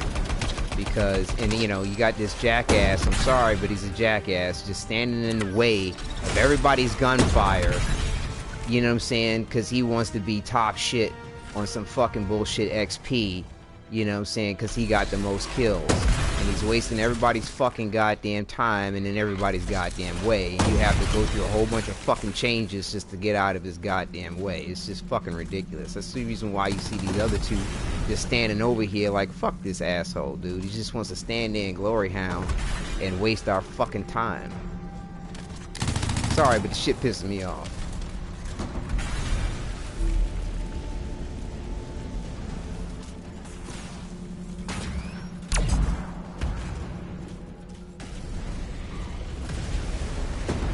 Like, I just don't feel, I'm just not in the mood to contend with the bullshit right now, man. It's just kind of annoying. I do want to try to get my super back up, so whatever.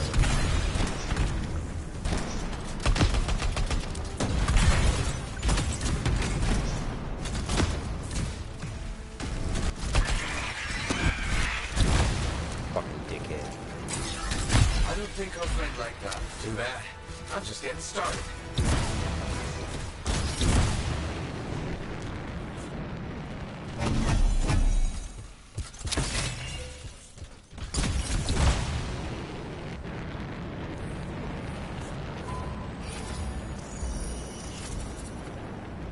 It got quiet.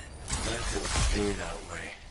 Yeah, when all four people are standing on that platform, that objective goes very quickly, very smoothly, and you're not standing around wasting your fucking time and unnecessarily wasting other people's time.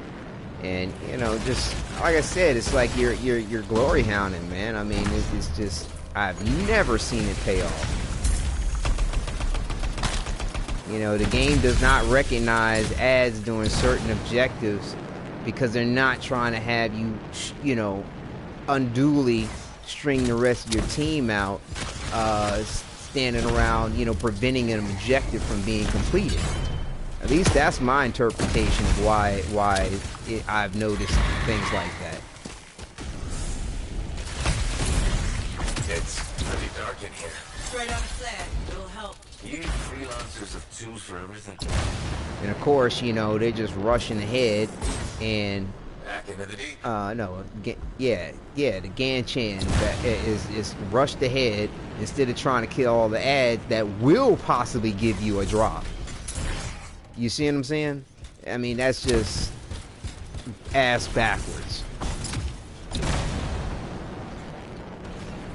You know, I'm gonna rush past the enemies that could give me a drop And enemies that don't give me a drop, I'm gonna waste your time and my time trying to glory hound and kill them and get all the XP for them or whatever, for whatever fucking good that's gonna do you. I mean, really. I mean, you earn XP without question, so easily. It's not really a factor as far as like, oh, I need to level extra faster, or it's gonna earn me something, which it doesn't.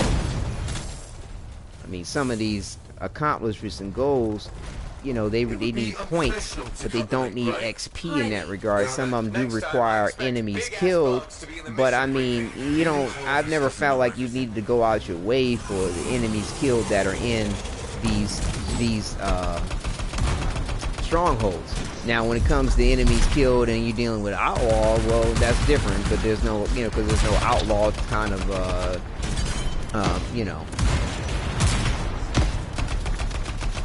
stronghold at the moment.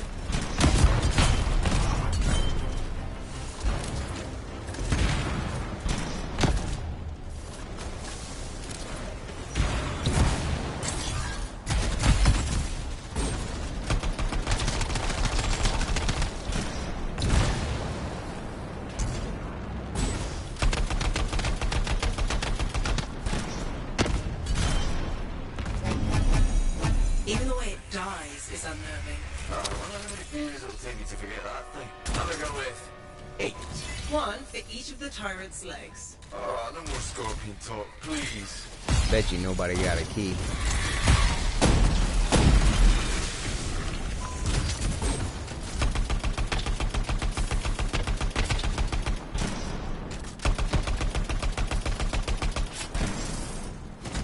Damn it, I forgot all about the objective I was supposed to do. Did I even get it? I don't know if I got it. What the heck was it?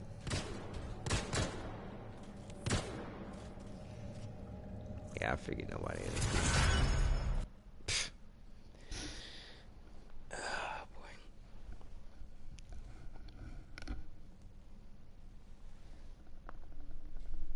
boy. What's funny about trying to be Mr. Top Gun and get all the kills, it's like you don't even know if anybody registers the point at the end of it, because somebody could simply do this and hit skip results and go, I don't give a fuck what you did on your XP.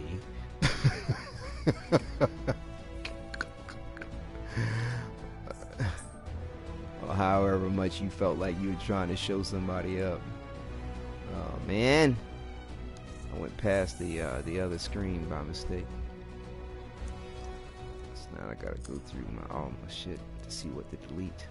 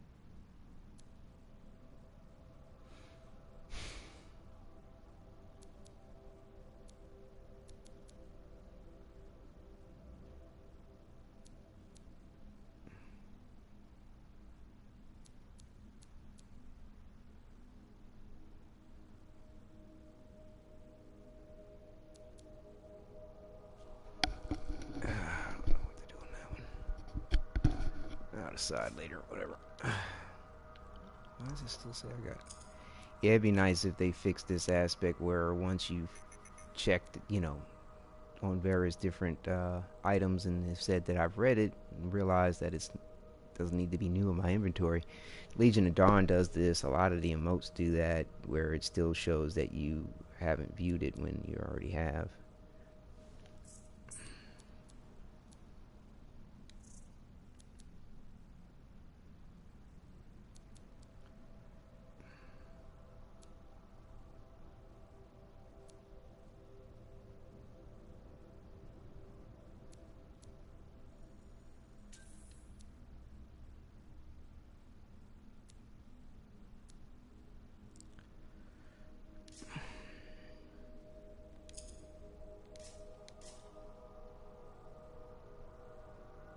Wait a minute. I don't think I did that objective.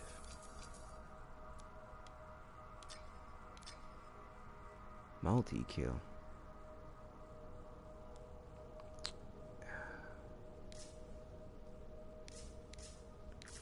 Alright, let's I guess just complete the rotation on the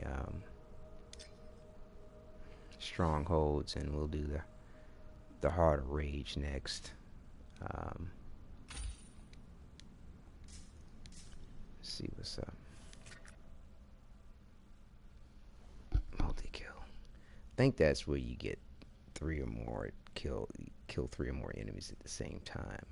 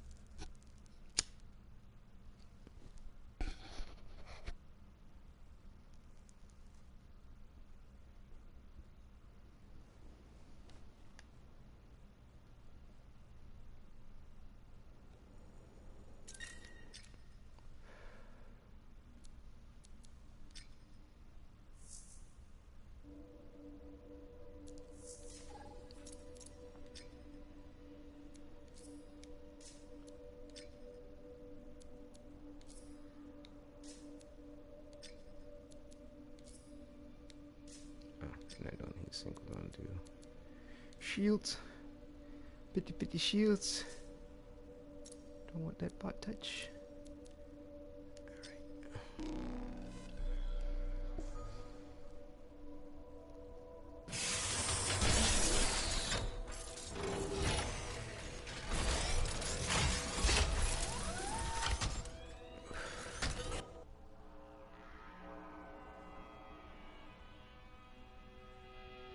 But yeah, back to this fashion thing real quick. I mentioned it earlier about how it seems like the video games in general don't give you the option to change something to a pure black. It's kind of weird in how this dynamic lighting and the way they've made certain progresses in rendering things in various different ways. It seems like,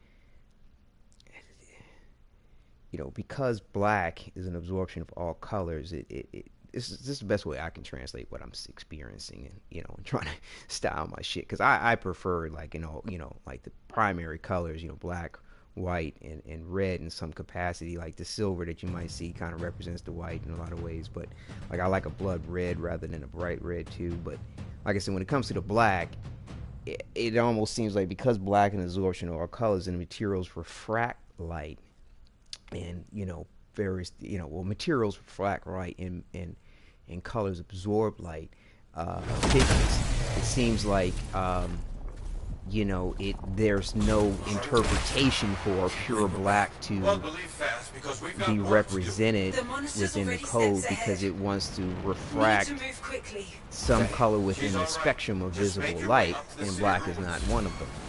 So, well, it is in our atmospheric environment, but I don't know, it's just weird. It's hard for me to explain it, but the bottom line, the result is that you don't have pure black to choose from. You have things that will appear black.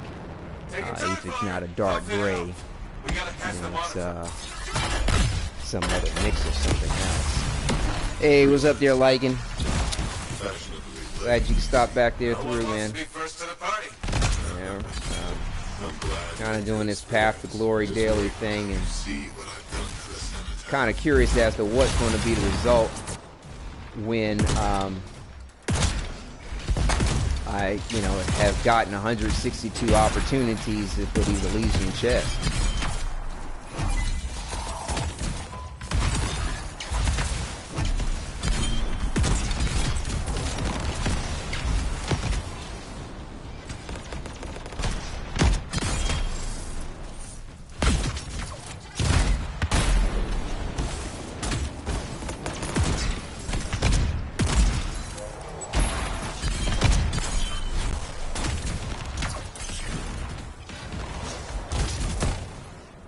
Monster Mash.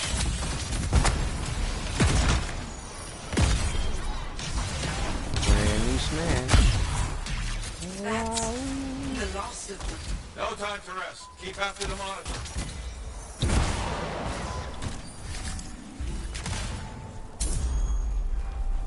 Yeah. Just one more.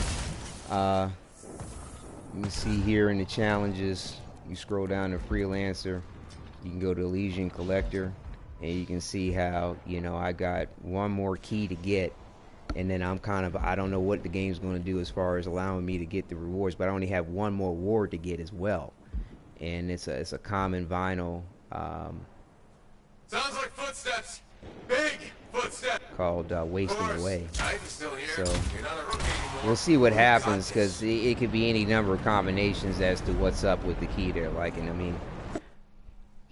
could still be able to get keys each day, or, they may do me this thing where, I can still get rewards if other people have keys, because I haven't finished collecting things. So it'll be interesting to see what it decides to do.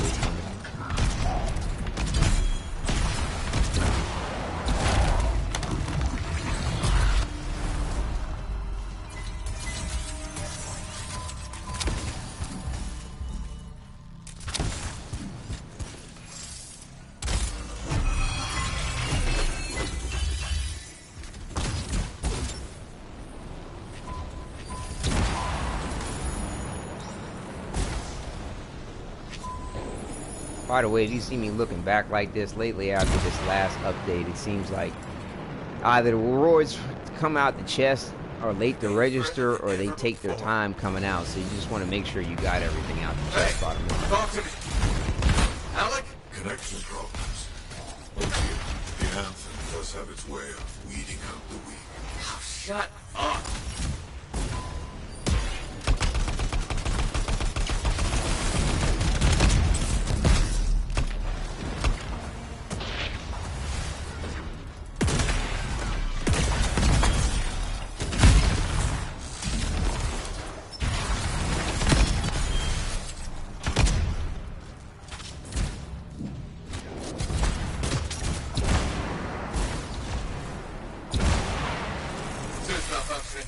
Can't get airtime. There's a grounder nearby. If you want to fly, take it out.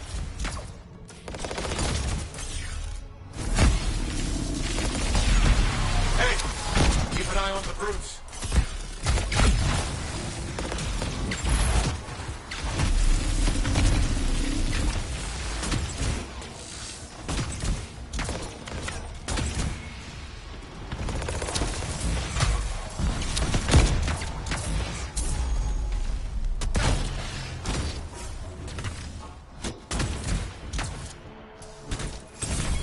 Pimp in distress. Come on, buddy. Got your epic vinyl on. You can't be dusting it up like that.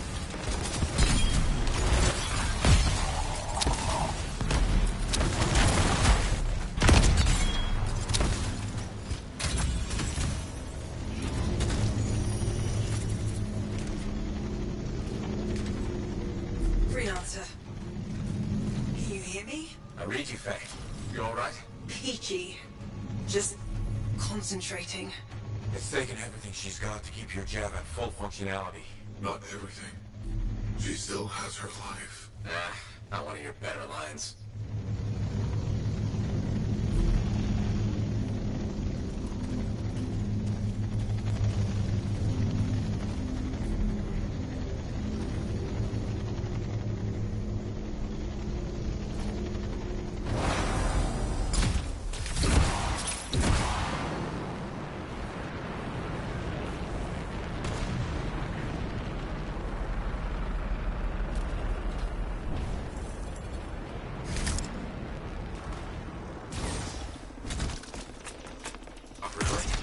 way in here? Then Dominion can't keep their hands to themselves.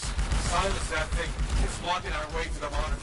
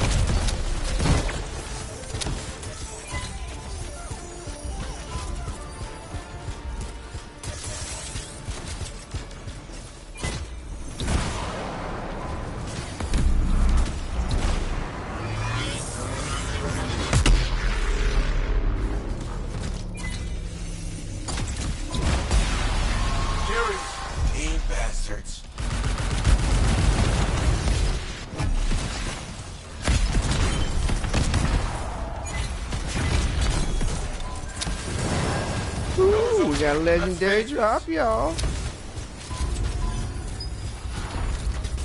That's been my first one, I think, in like 2 or 3 days.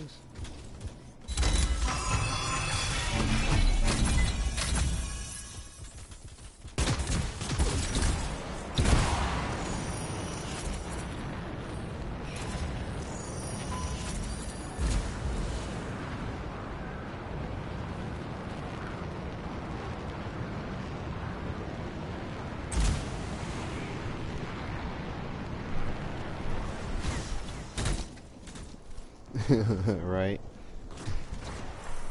Yeah, we'll see how GG it is at the end of this. I'm telling what that legendary drop could be. You're too late. You look calmer. New shoes. It's been remade by the Anthem. Probably something to do with that crap he's hooked up to the cenotaph. It's not over. He's still mortal. Right? He's still mortal. Yes. Let's finish this.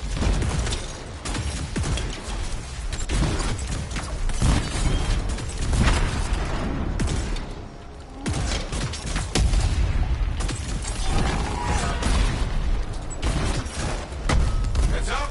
Meteors!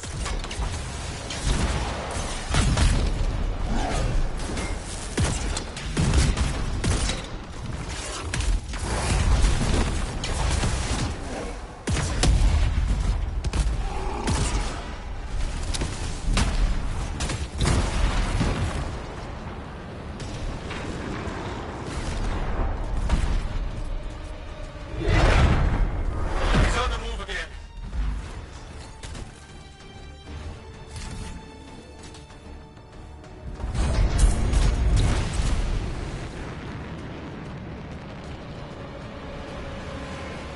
How the... Faye, he's changing the storm. It's his connection to the cenotaph. Hope my jack can withstand this acid stuff.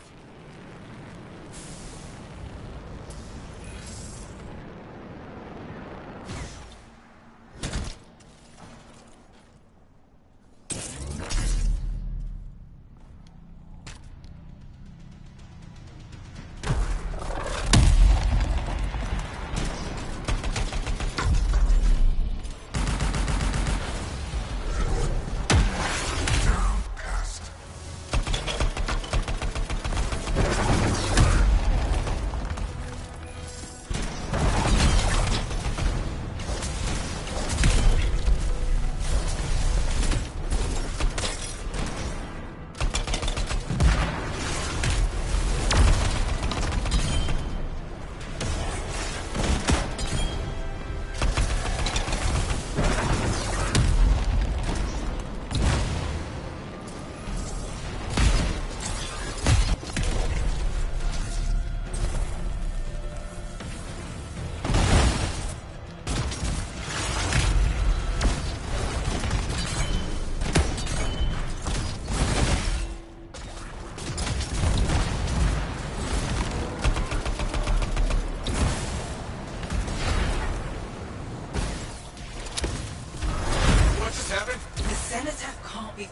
controlled. It's activated him elsewhere.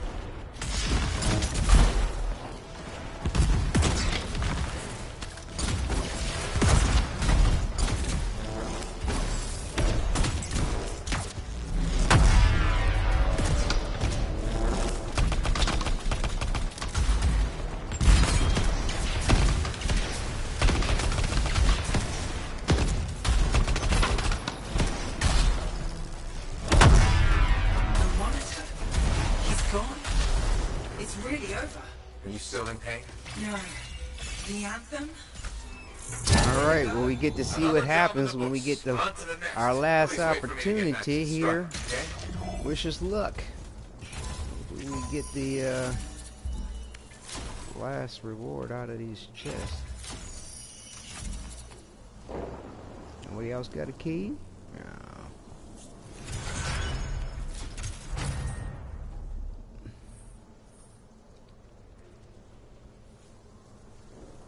See what happens.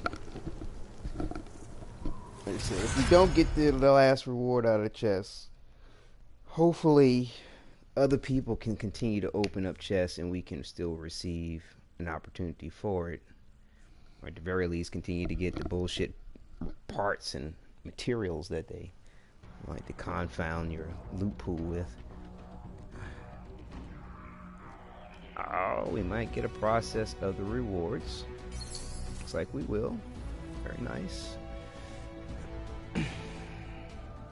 No, maybe don't. I thought we were. I don't know. Looked like it was trying to process it. Anyway, give it a second.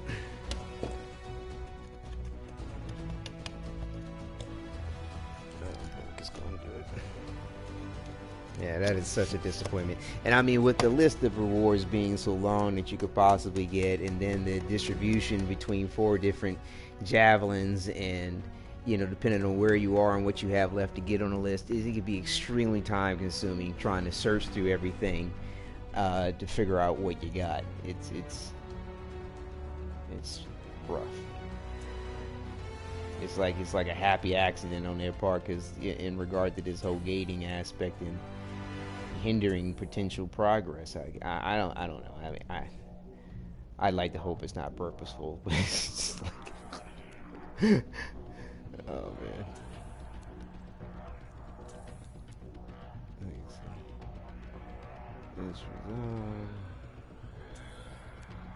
Oh, looks like we got a cold sniper rifle.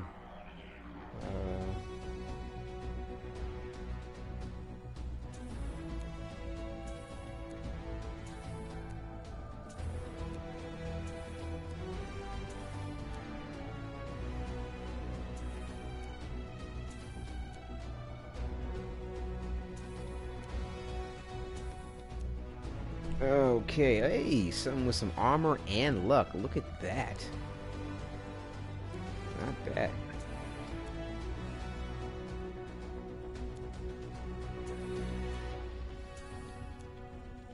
Yeah, lately, because I'm not running with the soften blows or emergency power, I've been, you know, focusing more on shields strengthening and, you know, having adequate armor, of course, but really just focusing on the shields.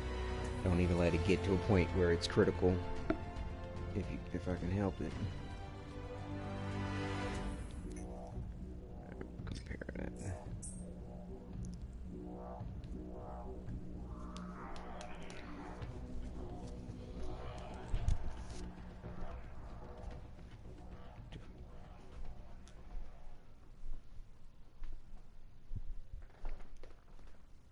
Probably didn't get that stupid multi-kill thing.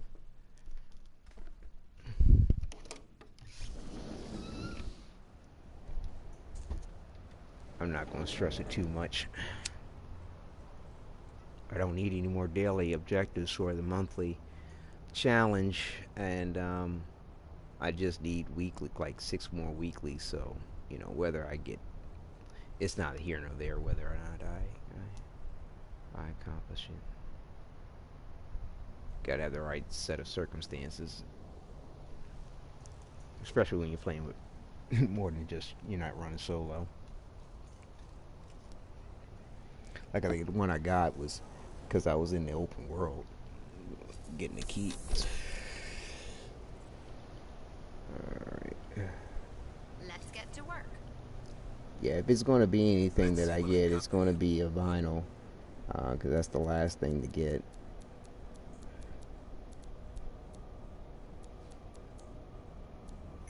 It doesn't look like we got anything.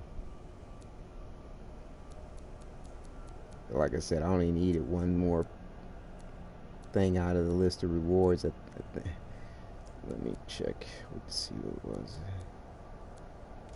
Let's see. Loadout. While we're in here in the guns, so we'll take a look at this. The legendary one we got too. So, Siege Breaker. Armor. And luck. So we could probably get rid of this one here with the armor. Keep that one with the shield.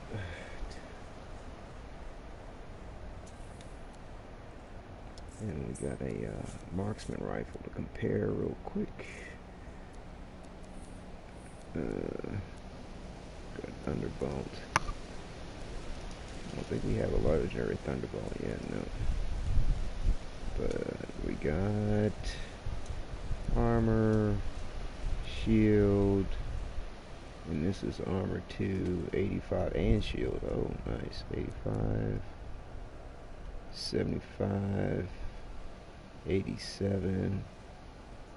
We'll let this one go. I think that has luck on it, yeah. So, but we want to check our codex for... Wow, the Elysian challenge isn't there now. Wow. I don't even see my list of stuff. Challenges completed. Okay, here it is.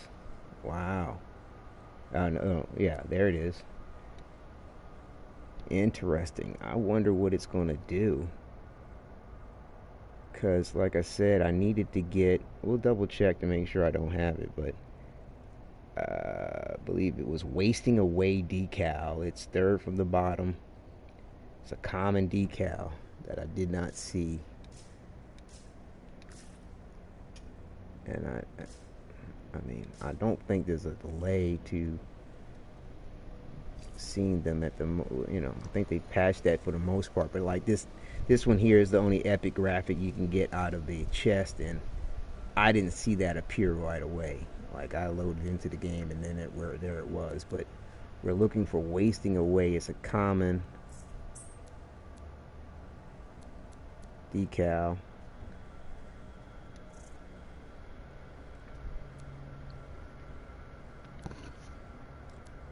Let's see, crawler.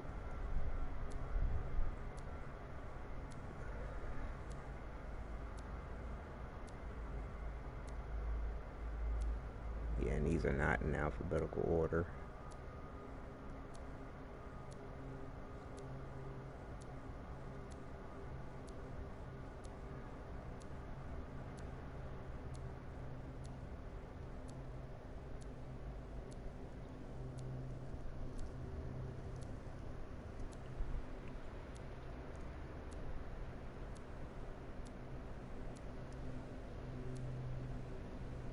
Yeah, so yeah, it's one vinyl decal I did not get, which was wasting away. All the other things I was able to achieve. I'll show you which vinyls are. So this here's one here, Graphic Old Ways. One of the guys in the previous mission had, or individuals rather, had one of these on their Javelin. Let's see. Crawler Marked is another.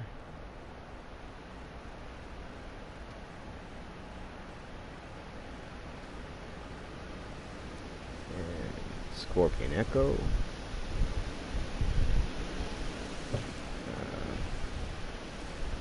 Warning markings. This is kind of cool. Kind of creates a little face on the front. Sharp teeth.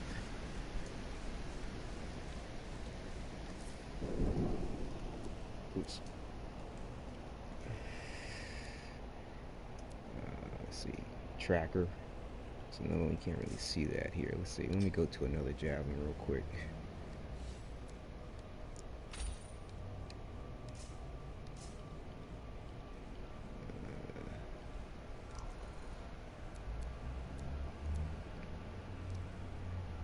Scorpion Echo. Again. Let's see. Tracker. Yeah, it's got our Ursix.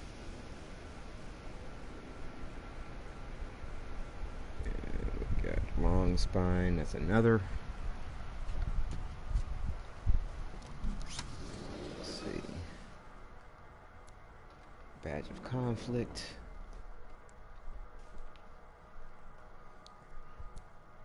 Cross Path. Arching Cross.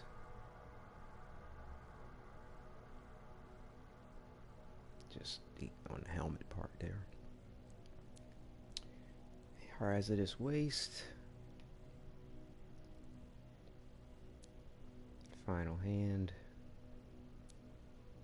Let's see, Sonic Boom. Splashdown.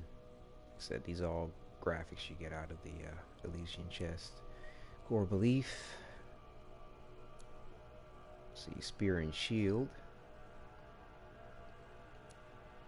Best Left Alone.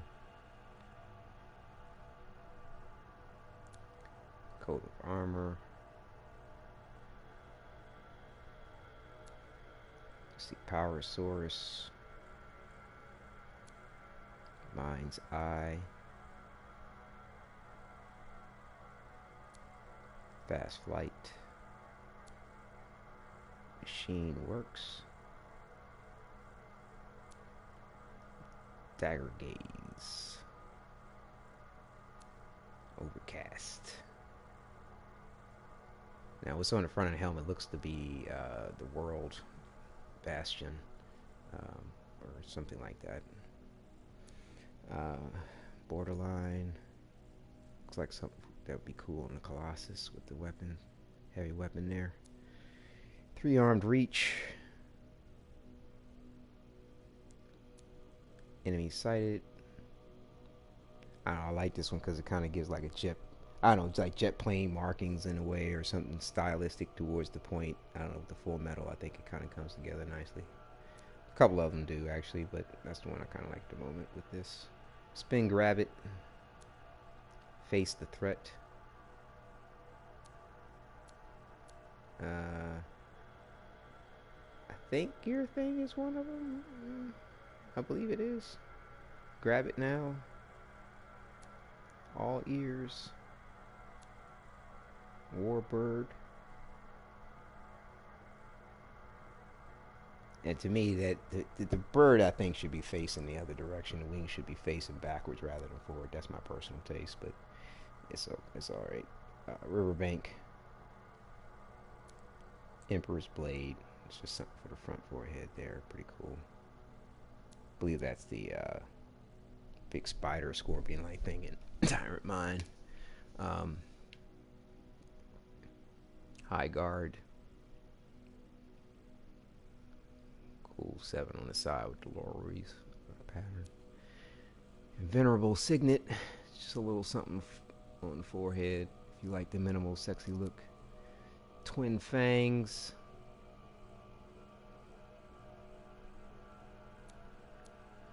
And Skull Sign was another out of their packs. See, In Your Guts. It's cool. I'm just not fond of the title. A little pervium for my taste. Rattle and Bite. And End Times was another. This has some nice balance. It's real cool. Inside Out. That's another favorite I like out of the chest. The 2 skulls on the side with that burgundy and red tip on the... Yeah, it's nice. Laugh at Death. Now this is cool in case anybody wants to use like... let me show you what I'm talking about. If you want to rock the... you have the Legion of Dawn and you want to do that whole Predator kind of look. This looks mad cool with that concept. To rock that out. You know, you could do all black or whatever. Let's see. And let's see. Ribcage Chorus is another. Get this real dark maroonish type X on the forehead. We can make it out, and similar to the one on the shoulder. Victory Pose. Get that out the chest too. It's kind of cool. Snapshot. Let's see, Hunting Party.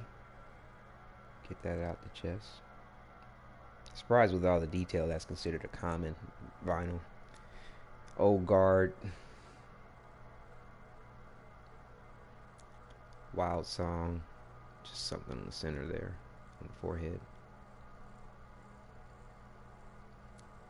And we got Marching Orders.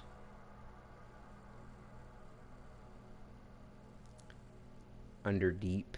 Now, Under Deep has something on the forehead. I not think. No, it doesn't.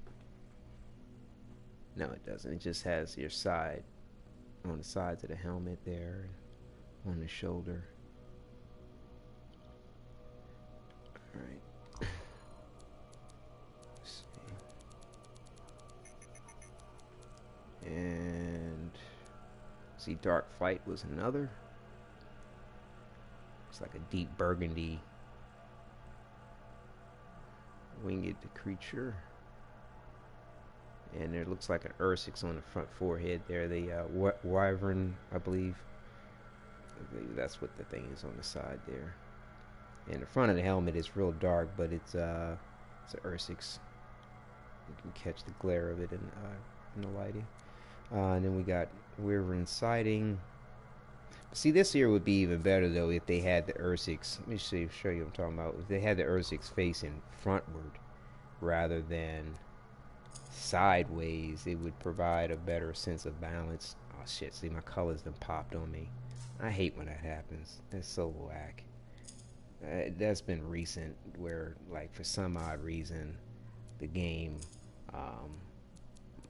gets funny about the colors, and we've done too many changes. It's like some kind of, I think it's a memory issue or something, cache thing or something. But bottom line is your colors will just pop all out of weird when you try to change them, unless you reset the situation by going in and out of an instance. But yeah, the Ursix on the front of the forehead, like I said, it's centered, but I think it would provide a little bit more balance if it was facing frontward, similar to the Wyvern, the way they got the wingspan set up. That's proper to me. That's cool. But let's see here. Where was I?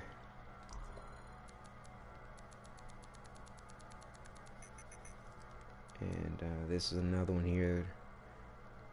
I'm not sure if I'm pronouncing it right. Wyvern sighting.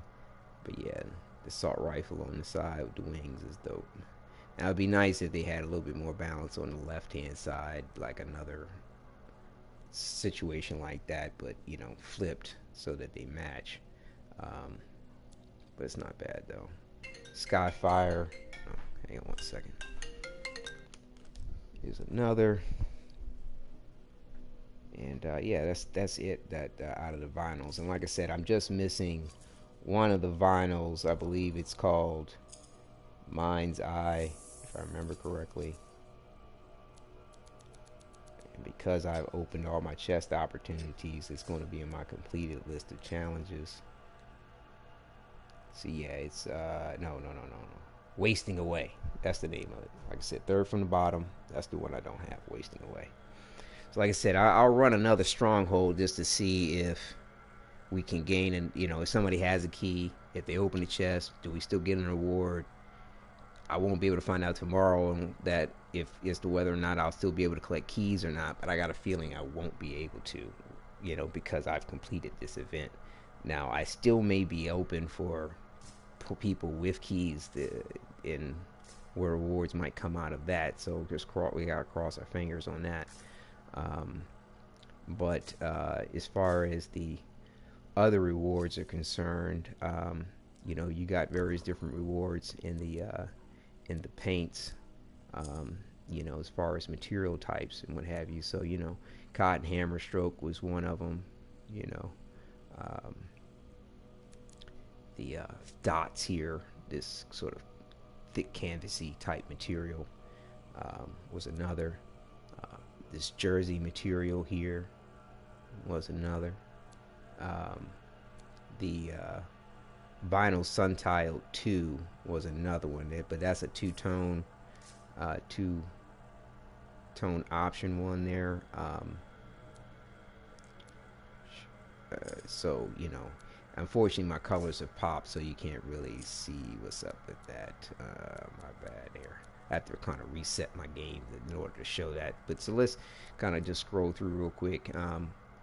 The Silk Geometric Thorns was another. Nylon Triangle Flakes was another.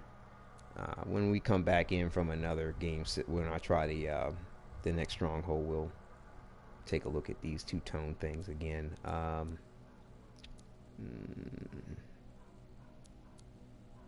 remember. I'll double check the list too. Vinyl was another material type that was in the chest. Of course, you know, the dusty leather and the diamond leather. And really the big take homes, the diamond leather has the stitch pattern as well as the big pores in the leather. The dusty is like very smooth, highly buffed, no pores. And you know, you have your stock standard fine leather with the nice fingerprint to the leather. Yeah, I had dusty on that though. And the other thing you get out the chest. Wait a minute, is that clean geometric pattern? Hold on. I think you buy this one. Let me check the store real quick. Clean geometric pattern. Oh yeah, let me change my vinyl back. But yeah, I'll double check the list too. Let's see.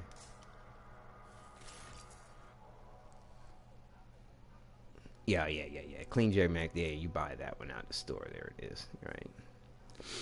But yeah, so the other ones that I showed you and said that were in the chest were it on that, and of course you got some emotes out of them, some for different javelins, but you know, Shy Thinks was one of the ones you get out the pack there. Growing Power is another. Let's see.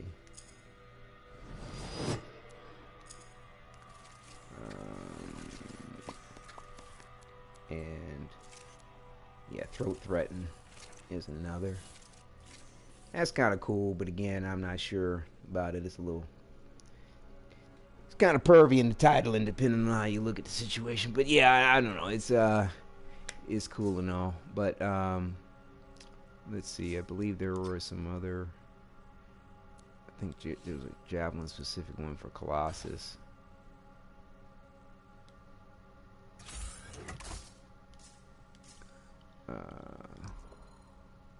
Yeah, this Flex 2. I think. Wait, was it Flex 2? Super Chest Roar. Gotta double check. Hold on.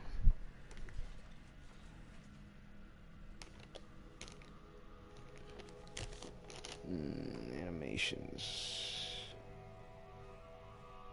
Yeah, Super Chest Roar. I think that was the. Yeah, I showed that one earlier. So I think Super Chest Roar, Breakdance, Flex 2. Yeah, Flex 2 was one of them. Okay. Yeah, I had to take a screenshot. Looking through that now. So Fearsome, Enter, Hip Hop.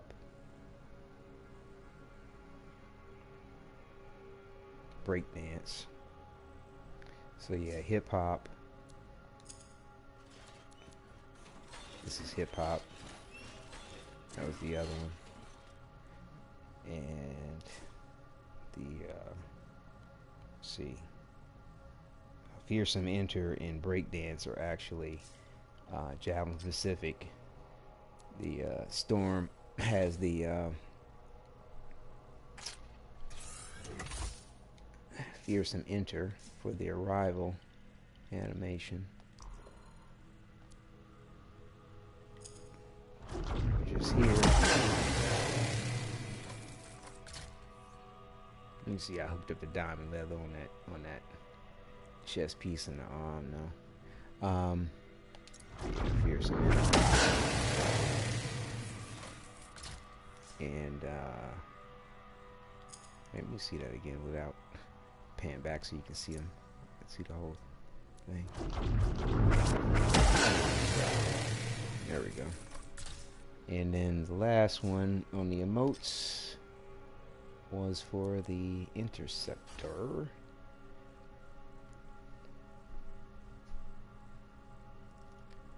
And that was Breakdance, I believe.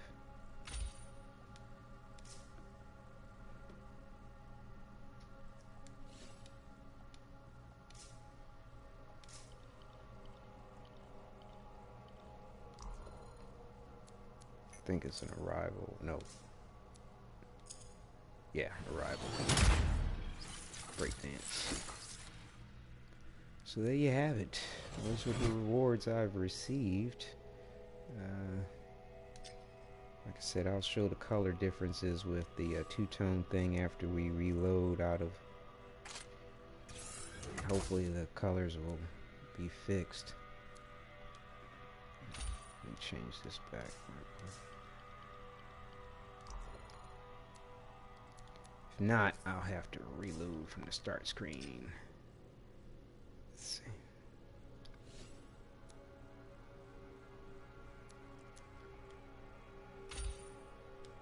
We'll go with the N7 look. So yeah, so it'll be interesting to see what's up. I almost feel like the Heart of Rage is probably the fastest one to do out of the strongholds. So let's, and because people tend to favor that one at the moment because of time, we might luck up on somebody having a key to test this theory as to what they're going to do for you when you exhaust your, or well, you know, when you've completed the challenge according to your chances for opening the chest.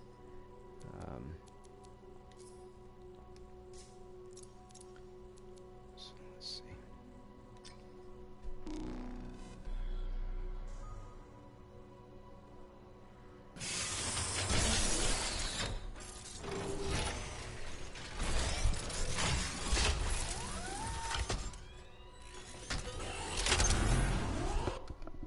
But yeah, all things considered, though, if I can't get that last vinyl, I'm rather the amount of the rewards I got out of the chest. I mean, you know, the vinyls were a little lackluster considering the effort you have to go through, but At least I personally feel like they did a pass on the vinyls and improved the pixelization of them, especially because when people get to choose the Storm or the Colossus Javelin, and you put those vinyls on, they're going to blow up. You know, they're going to get bigger on the face of the Colossus Javelin, depending on the helmet you use. And, you know, with the Storm Javelin, you know, most often your shoulder decal or the shoulder design pattern is on the back of the cape.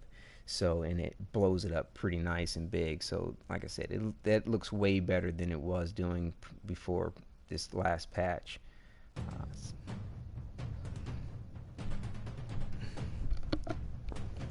let's see what happens. Auto rage. Got the black and whites. Yeah, see, that's a nice proportionate look for the Javelin there with that helmet.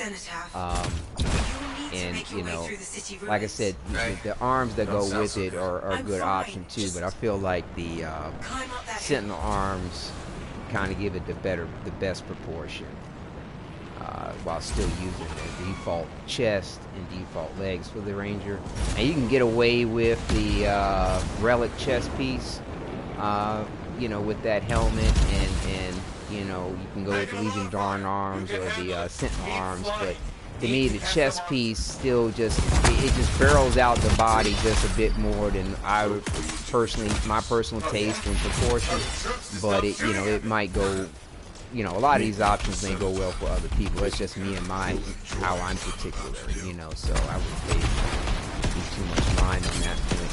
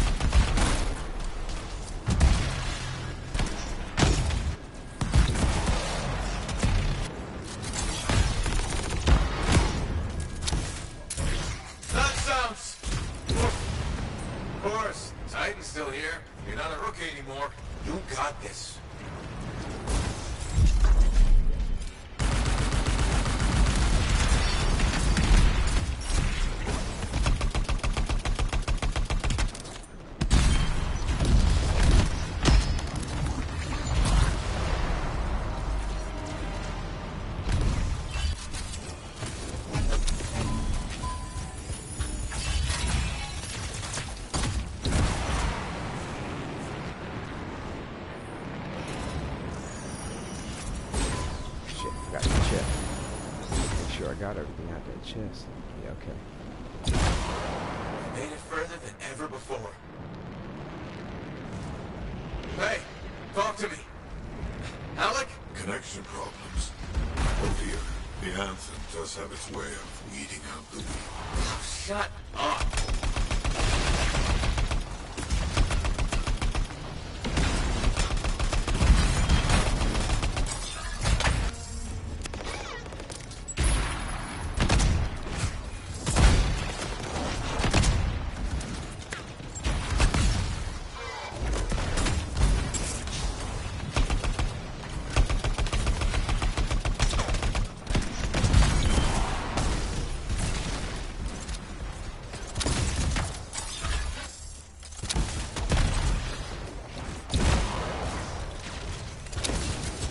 Up with the flight controls. Ground or interference. Destroy it. Or enjoy the stroll. Watch out for the brutes. Free. Doctor? I'm here. Hey. Oh, I lost you. It's taken everything I have to keep your suit running, but stronger together, right? Don't touch me. You really believe teamwork will get you through this? Excuse me. You're ruining the moment.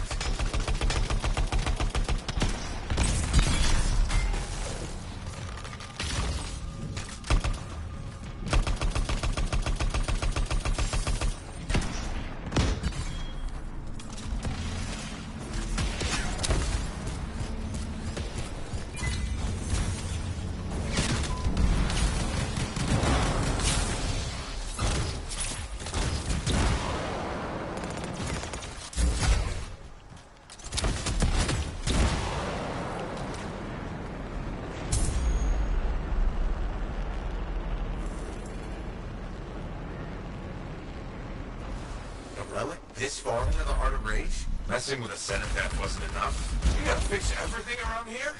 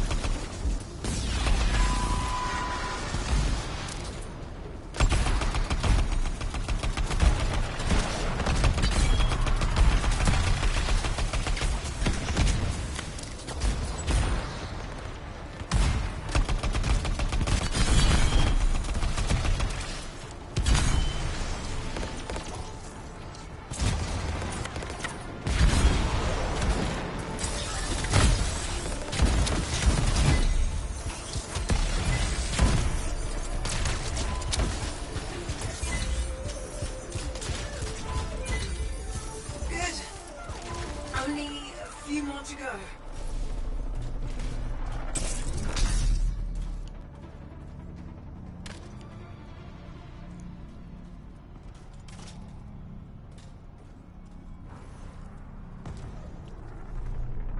Don't forget the echoes.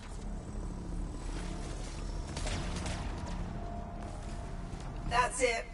Just a few more echoes.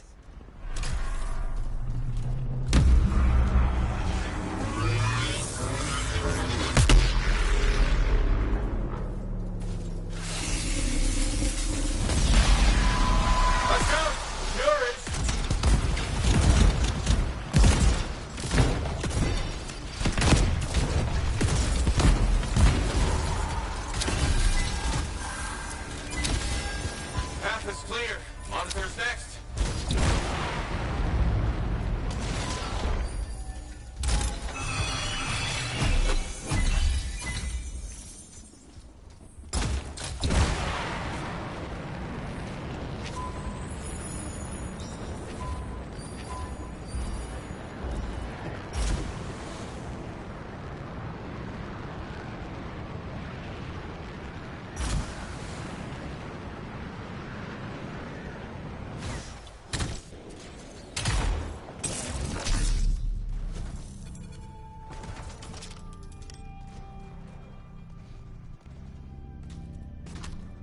Too slow, freelancer.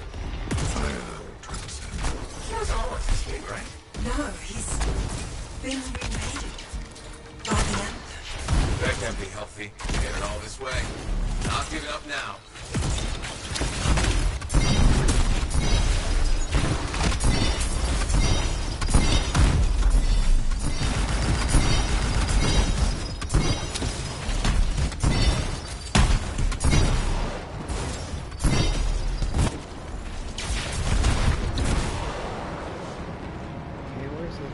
Chase him down.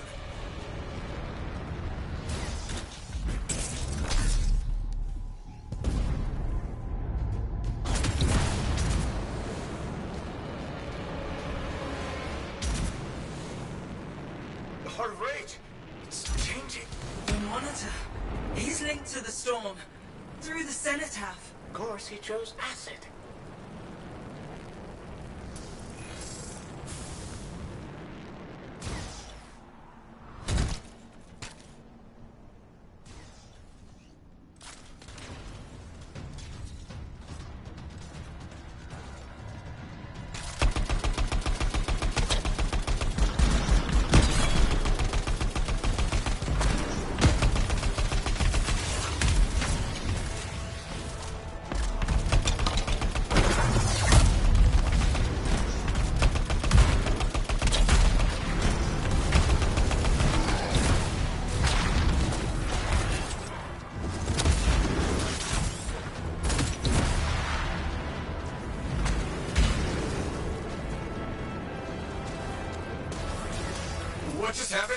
Cenotaph can't be fully controlled.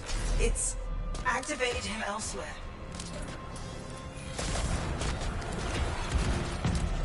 Yeah, I don't know if you all noticed, but there's another player that has been able to advance past this point before the rest of us. And I feel like there's some kind of little cheat or hack or something where people are able to get through the barrier to one area to another without dealing with certain objectives or something. I don't know, but it's rather suspect how this Thorak individual was able to get in here before the rest of us.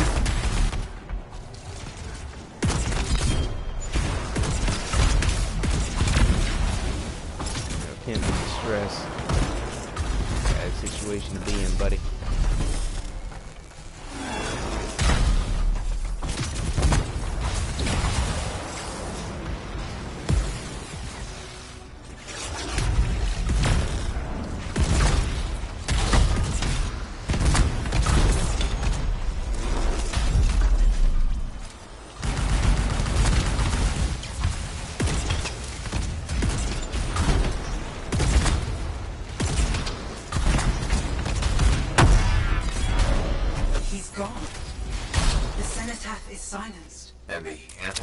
Hopefully somebody has a key so we can see what might happen. Really? You sounded worried. Quiet, you.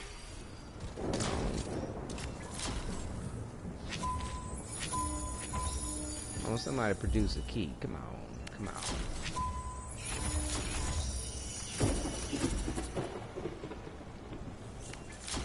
You got no key? Okay. Let's see what's I don't know. I'm really curious to try to preserve the point of what happens with these keys once you've already gone through it. So we'll just try to run one of the other two. We'll just rotate the strongholds until we see something real quick. Hopefully it doesn't. We can get something the next one or two runs. If not, I don't know. I'll evaluate the point then. But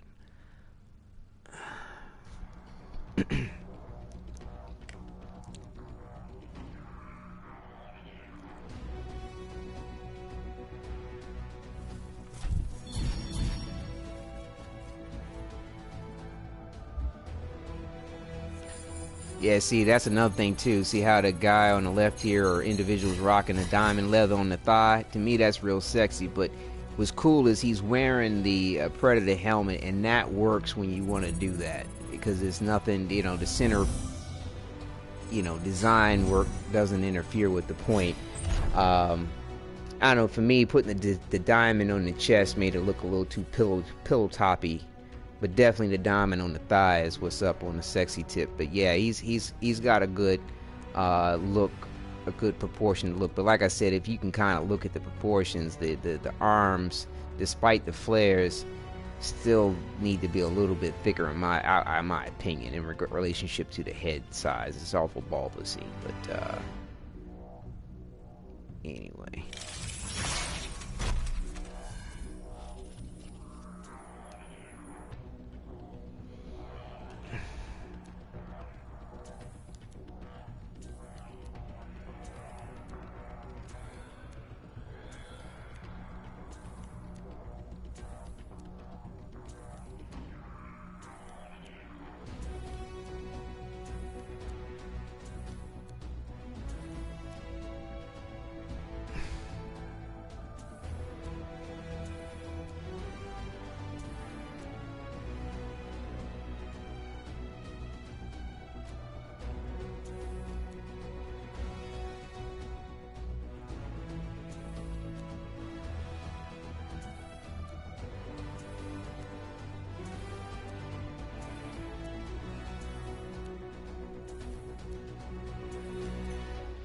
I'm looking forward to getting a legendary version of that Soften Blows.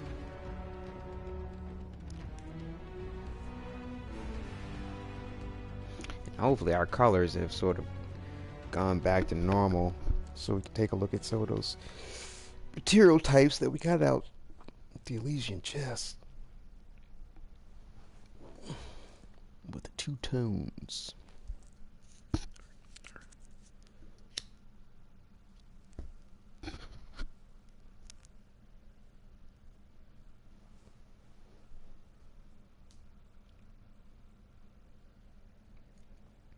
Yeah, instead of going straight to the forge, I'm trying to do a full load in to hopefully have those colors not look weird. I think I have seen some people find that to be a happy accident and have left their javelins looking like that. Excuse me. Okay. All right, let's get started. What are we doing here? We want to check out. Oh, I mean, I could leave it here. It doesn't really matter. How can I fix you up today? Let me just see what it's doing real quick.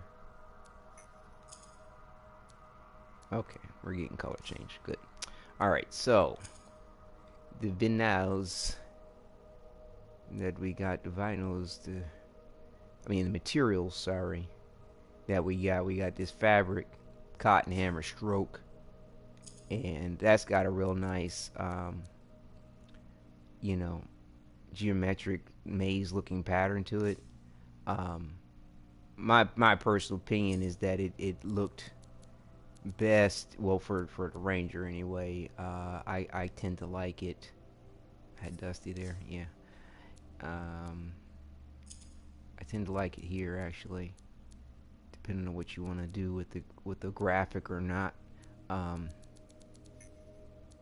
Maybe take this cotton hammer stroke, put on the red line like that.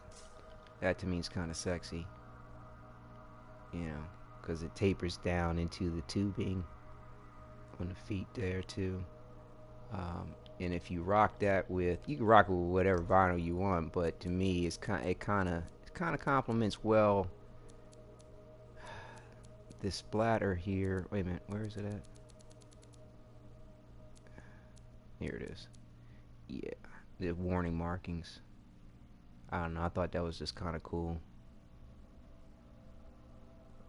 Another one you can do with the warning markings that you get out of the chest, which is pretty nice. But to me, it kind of shows a little bit too much of a structured pattern in a way that's not flattering, in my opinion. For me, in the coverage that it takes up underneath the armpit. But it's cool though if it doesn't bug you, or you don't mind it, because it's supposed to be thorns, a thorn pattern. But if you do the colors with this arrangement here, you get the thorn pattern coming through like jagged edges, complementing the splash pattern. So these two things you get out the chest there, the silk geometric thorns and the warning markings, is kind of cool.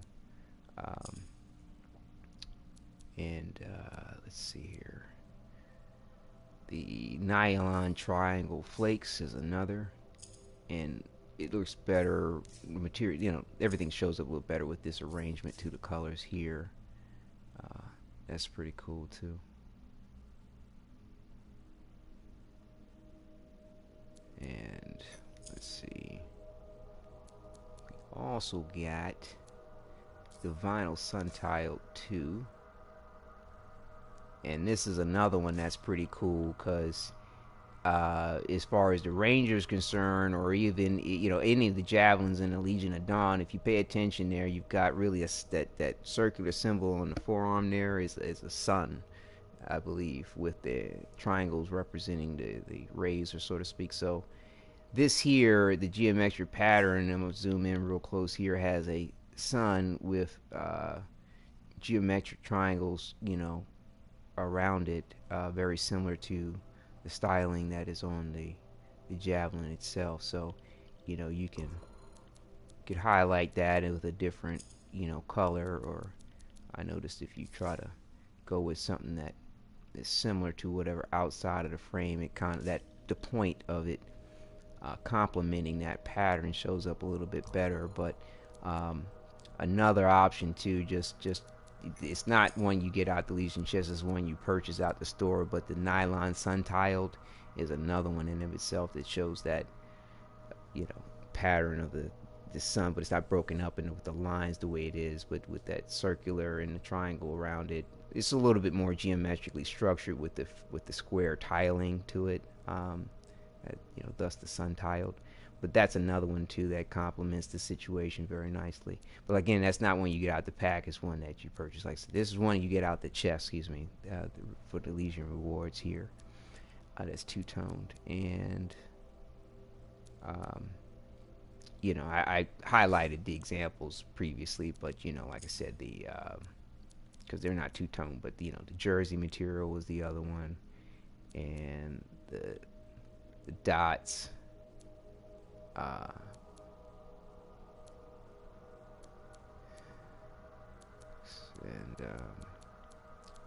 The diamond leather, the dusty leather,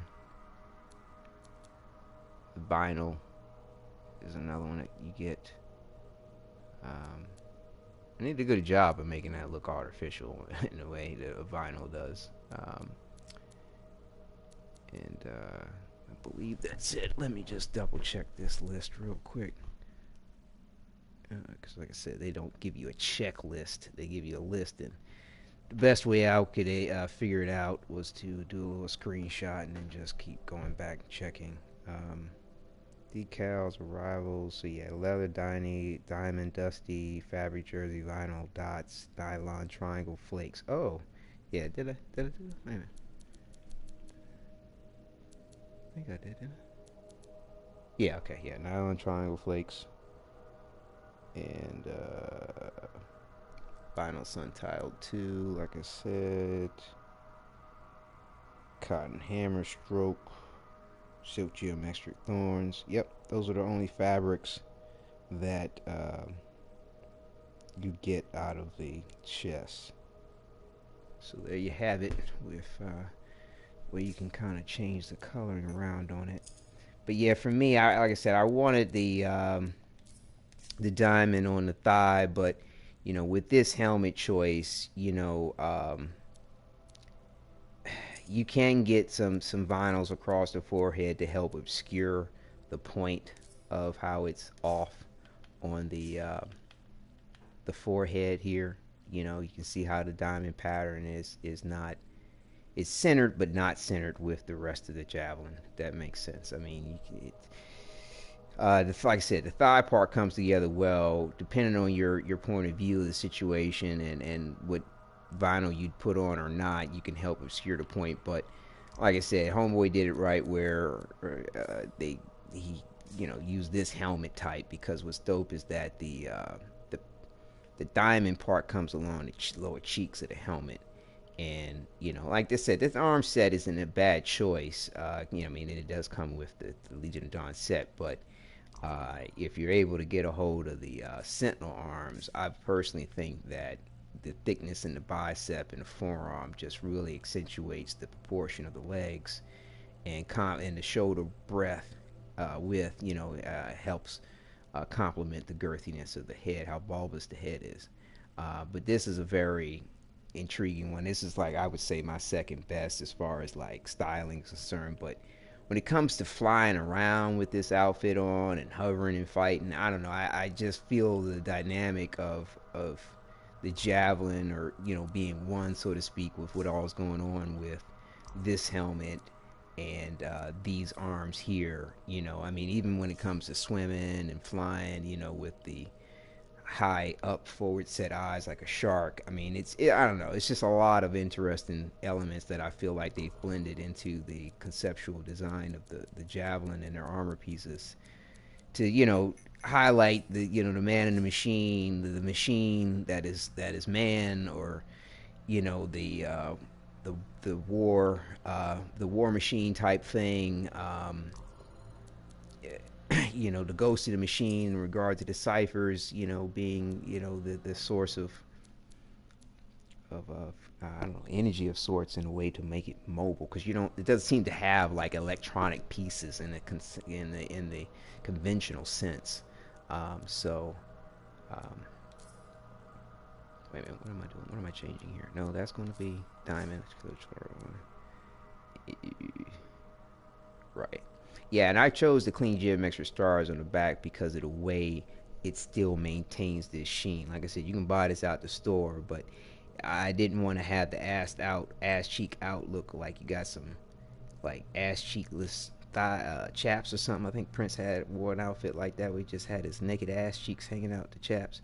But yeah, so I like, you know, shiny metal ass is cool, but if you got, you know, something behind it to help blend the point, and like I said, this arc with color which comes up when you select any of these two tones creates an extra dark element behind it. The you know, clean metallic that I chose, because like I said, the clean metallic's the only one that shows up as black as it does. If you choose like a clean, it comes out more gray, and that sucks. But and to help make, you know, kind of give more of a, I don't know, having the thigh color broken up didn't work for me. So and the material look too drastic didn't work for me. So having the leather on the thigh I thought was sexy to try to maintain, even though I can't rectify the diamond part with the rest of the javelin and the helmet type that I prefer. But you know, using you know, the fine leather on there with the pores works well with the dusty. And I've noticed that when you do your styling of the javelin in relationship to the lighting and the graphics and everything, like having one blank slate of a material makes your javelin look flat, and it's hard to pick out the detail. But the lighting and dynamic effects of the game work very well if you mix and match the materials as they've basically set it up for you in the template of the javelin. You'll never have a full front face or back face or side aspect where there's all the same material, where you could potentially want to have, you know, that flat look by placing the same materials and the same colors against it. But you could place the same colors against it, the different material types, and still not have it look flat or too plain. And that's what I've basically resolved myself to out of a lot of deliberation and soul searching about you know, what works best for me.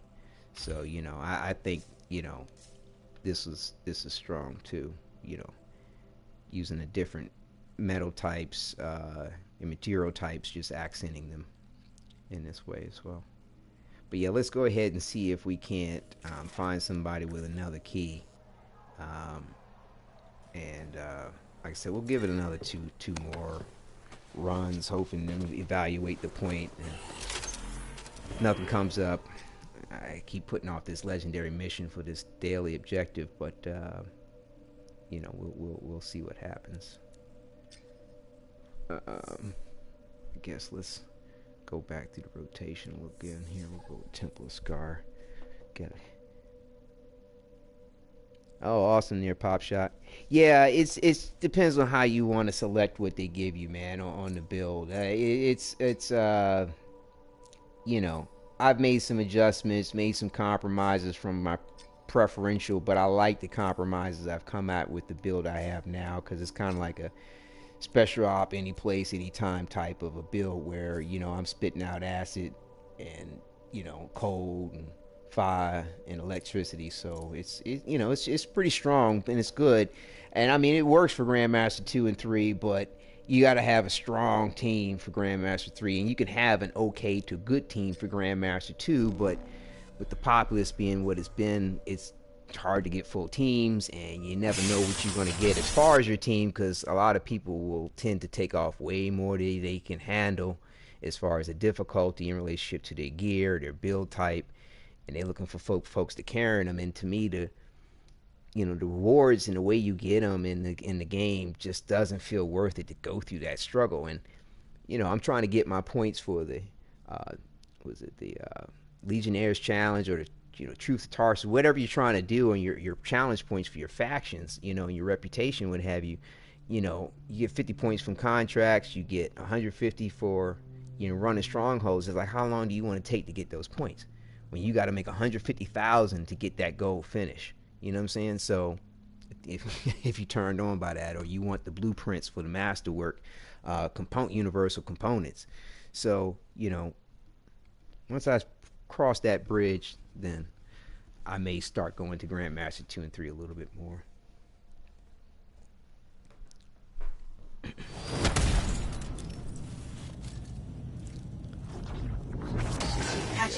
Corvus contact? Freelancer, name's Sev. I was hoping we could meet in person, but I see you're eager to get started. Corvus has been tracking an Iskari called Skilos. We got the jump on it, but Skilos retreated to these caves. My team's built for ambushes, not sieges. At least you know your shortcomings. Skilos is wounded, but there's an entire swarm backing it up. You've got your work cut out for you.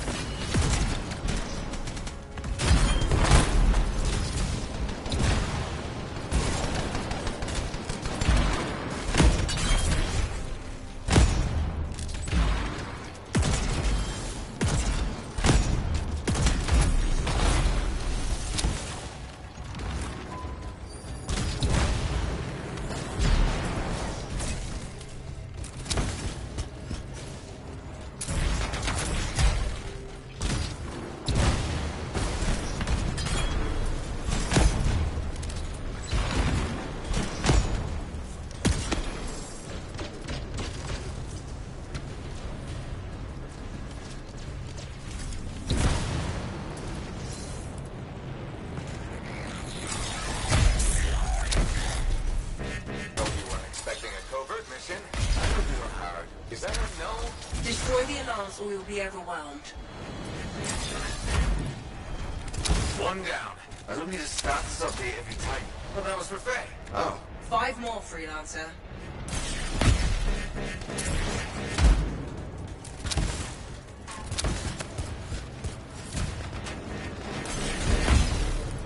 And done. Thank God I was getting a migraine. We couldn't have that.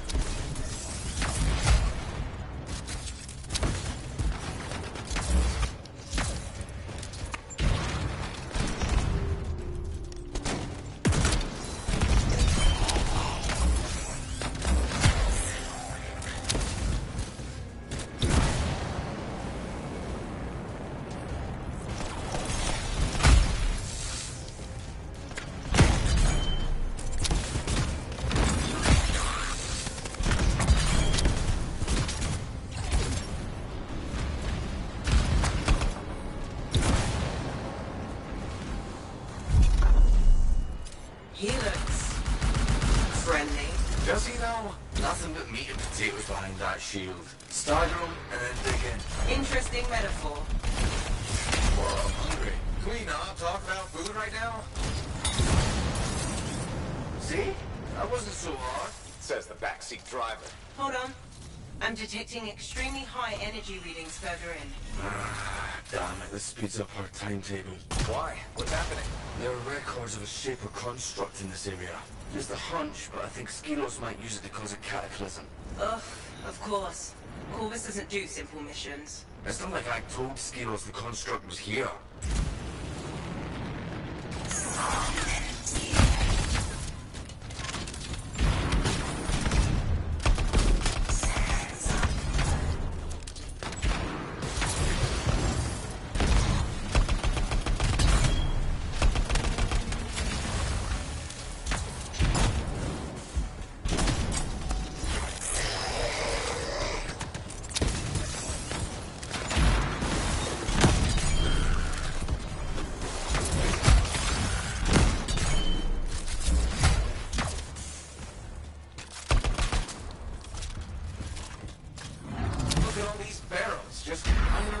They could at least organize them. Yeah, scars don't really do that. Try filling up the pump, Freelancer.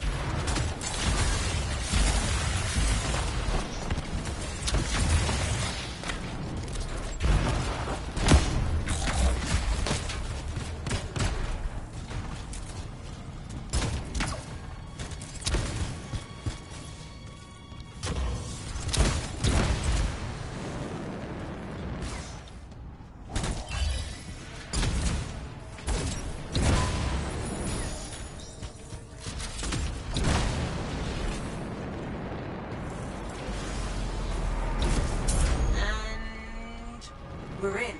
Hey, congratulations, you opened the door. Hey, don't knock the little wins. They're important. For morale.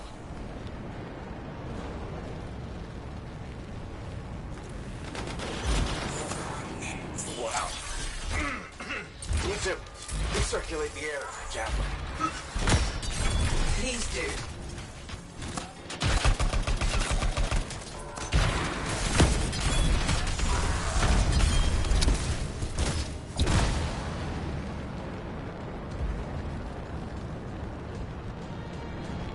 Where is everybody? Relieving themselves, considering what's on the menu? From what we can tell, Scars prefer meat that's gone off. Why do you know these things?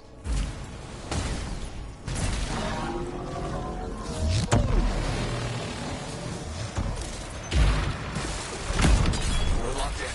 I found the Scars. Thanks, Seth. Very helpful. I've got an idea, but it's definitely not covert.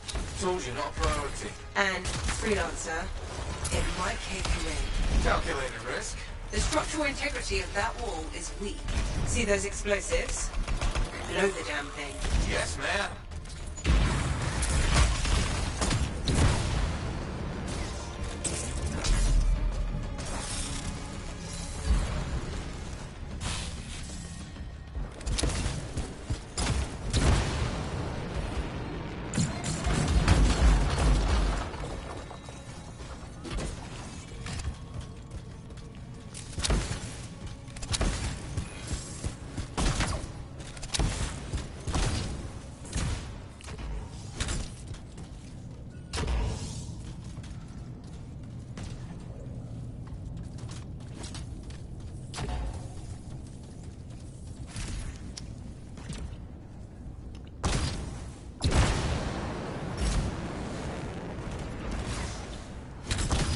Freelancer, you need to grab the explosives. I guess our interceptor friend don't want to participate in the ejector.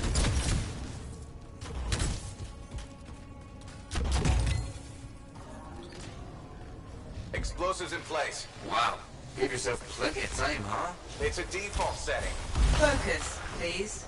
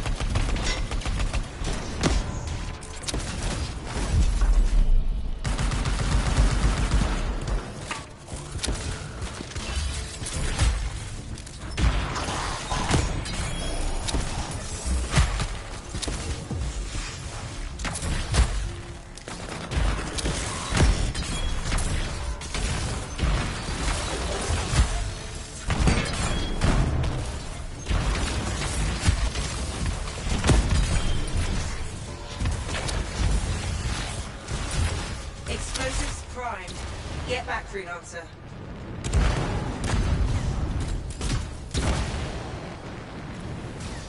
Way's clear. And you've still got all your fingers and toes. Always a plus. Looks like we tapped into a primitive sewer system. More than looks like it. Good news is, we're closing in on the construct, and probably more scars, but that's to be expected. Seth, I want it noted that I'm literally walking through shit for you. Noted.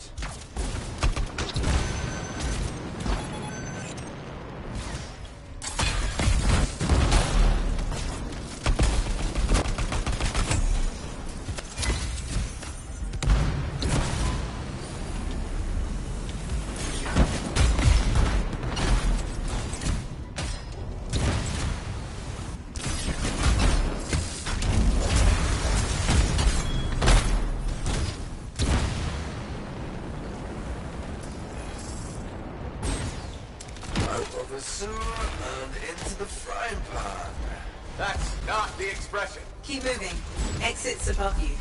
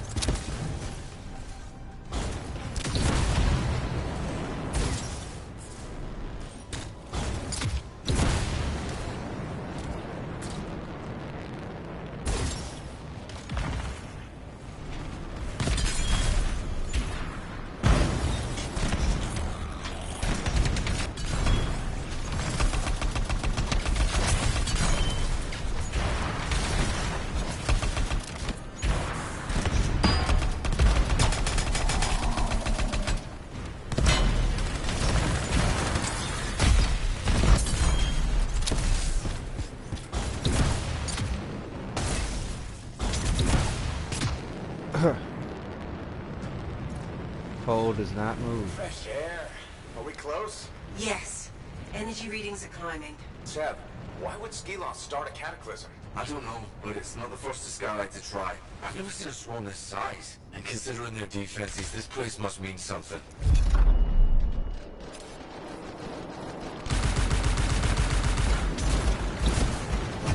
Oh yeah.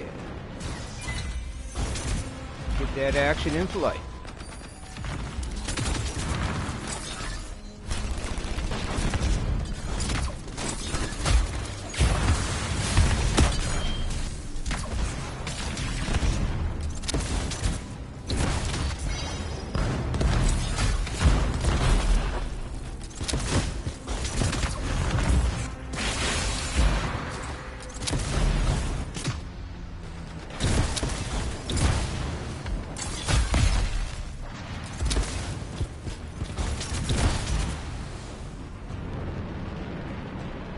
Let's go get some. Open says me.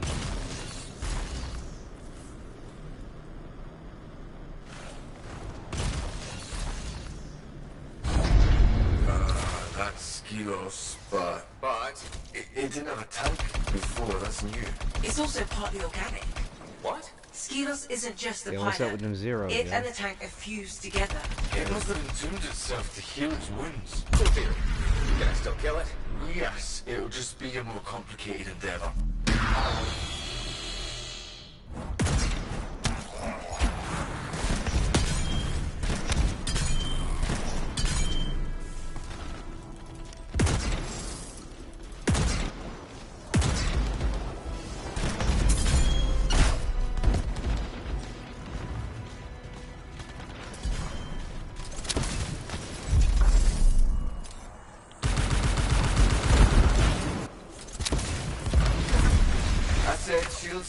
That just gave me ultimate master, but I don't think it gave me a weak point. I mean, multi-kill.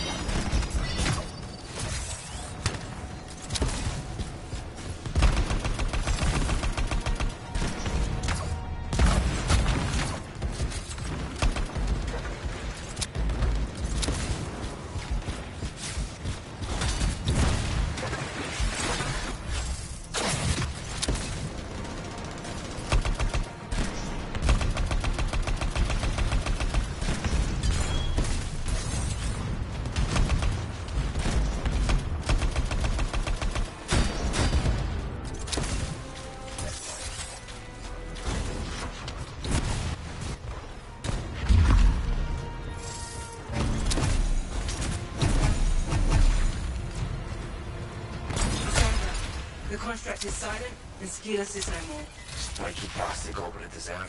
We should inform the Arcanists about the tank, and that the construct was spawning scars. Yeah, I'll put it in my report. But first, Anybody how got a about key? celebratory drinks? As long as Corvus is paying.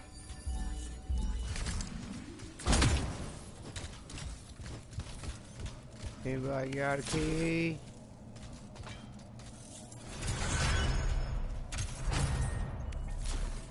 No key? Maybe because the event's over, I'm not even matched with people with keys. I don't know, man. I'm still seeing chests. I mean, so... Like I said, hopefully we can get an example of what happens when you've completed the reward. I mean, completed the event or the challenge, but yet didn't get all the rewards.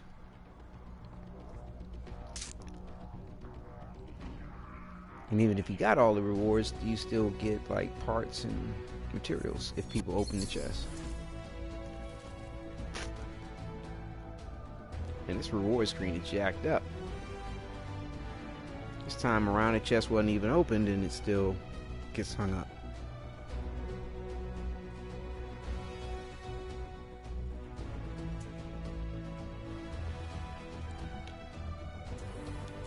Alright, well, we'll try Tyrant Mine and see what happens.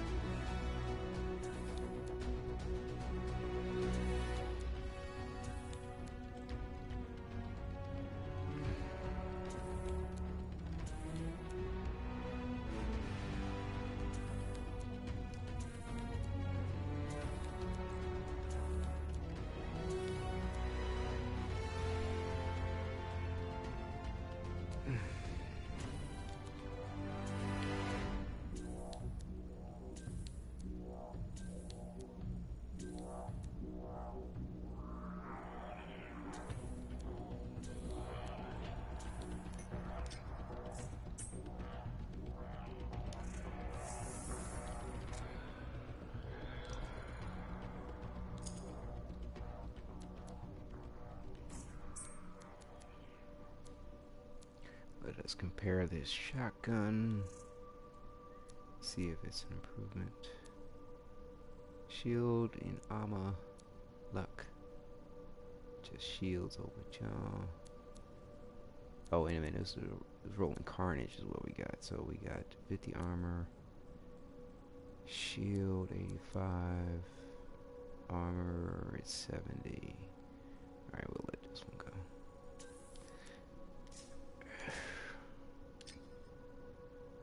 Oh.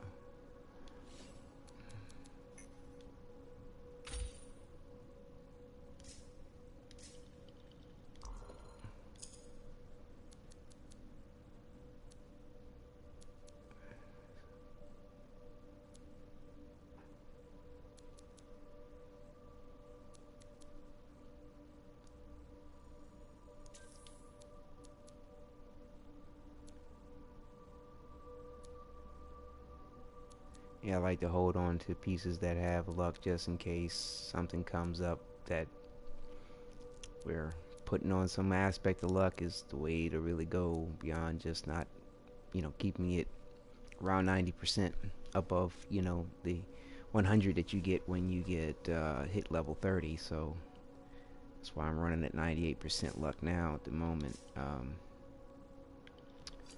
Yeah, well, like I said, we'll do Tyrant Mine and hopefully somebody has a key.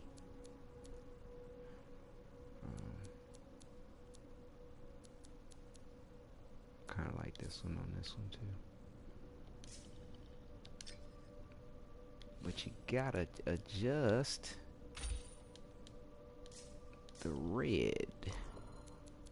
And so, like I said, the game has an issue when it comes to actually saving your colors. So, but you can save them if they're on a javelin. So, like I said, I use a couple of two different Colossus to save various different colors that I've sort of liked, that I've created, and I just go back and forth and grab them and put them back on. So yeah, I like the way this red comes together with complementing the different tones of red and burgundy almost and black that you get there. So, and then there's like a fourth color, and I don't know, looks like a mauve or maybe in the front here. But yeah, it's cool. All in all.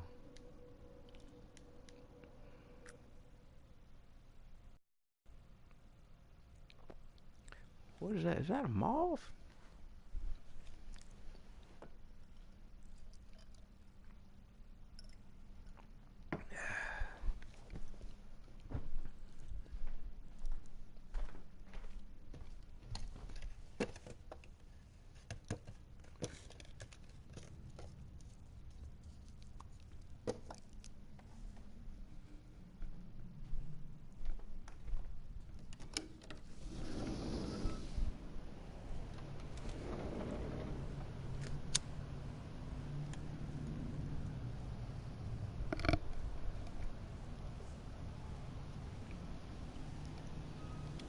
Alright.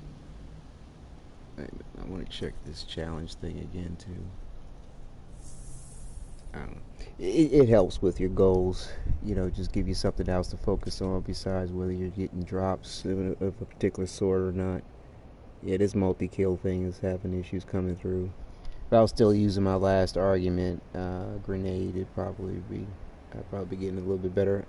So I'm not sure. It seems like when I time up using the ultimate, it wants to give me a different thing, and maybe because of the way the missiles hit, it doesn't register a multi-kill.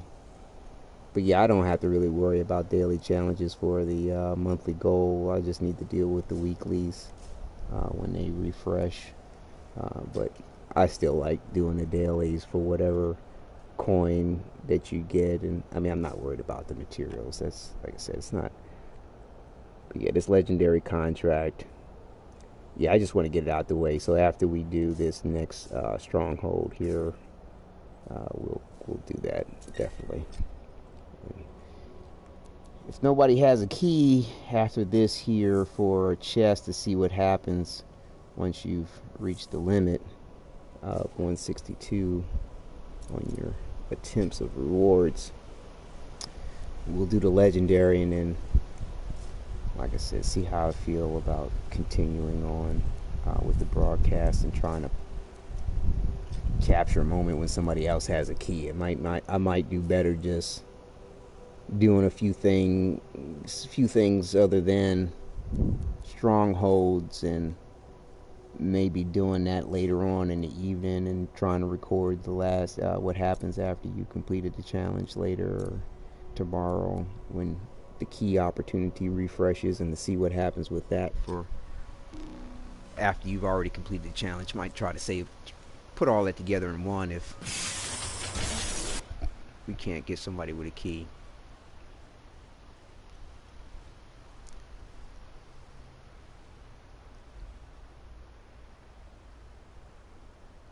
But yeah, just to try to consolidate the point, I'll definitely do one more video in regard to this Elysian Chests thing tomorrow when the key opportunity refresh, to highlight what happens when, you know, you've exceeded your 162 attempts. You know, 'cause that's what that is you have 162 attempts to get what's in that reward list. A lot of people misinterpret it and think that you get 162 rewards or something like that. I mean, technically you are getting 162 rewards of some type, but you're not getting 100, you know, it's not 162 rewards within that list. I think it's somewhere between 40 and 60 or something like that. I didn't do an exact count personally.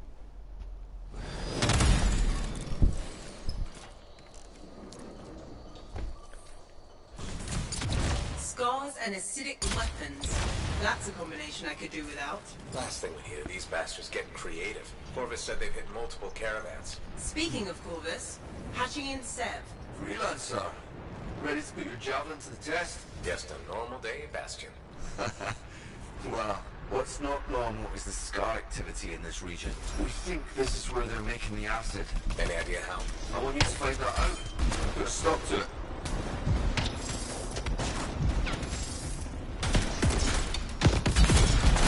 Found the relic. Scars have done something to it. It's gone volatile. For those of us who don't speak Shaper, that's bad, right? Obviously.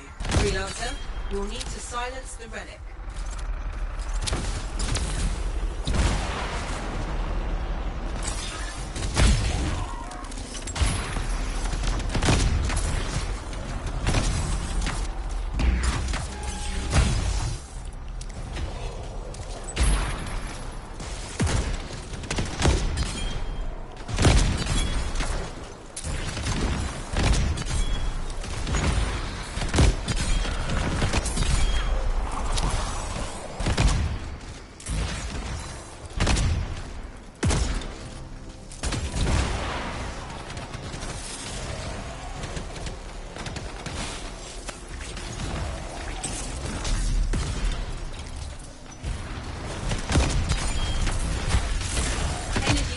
stopping. We're halfway there.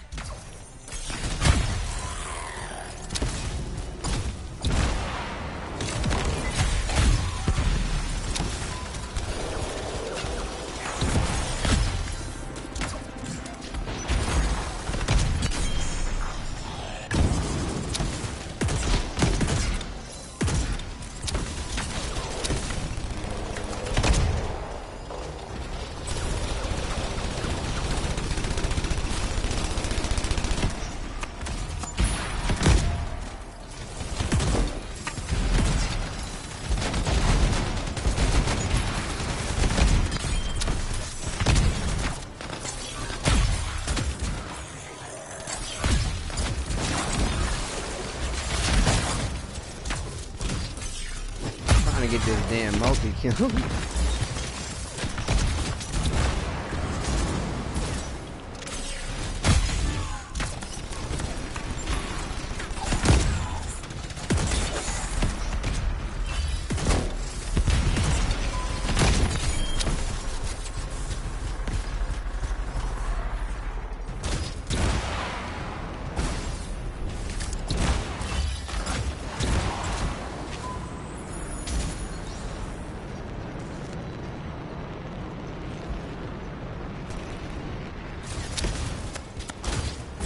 Keep looking for the glowing things. Echoes. Right. Those.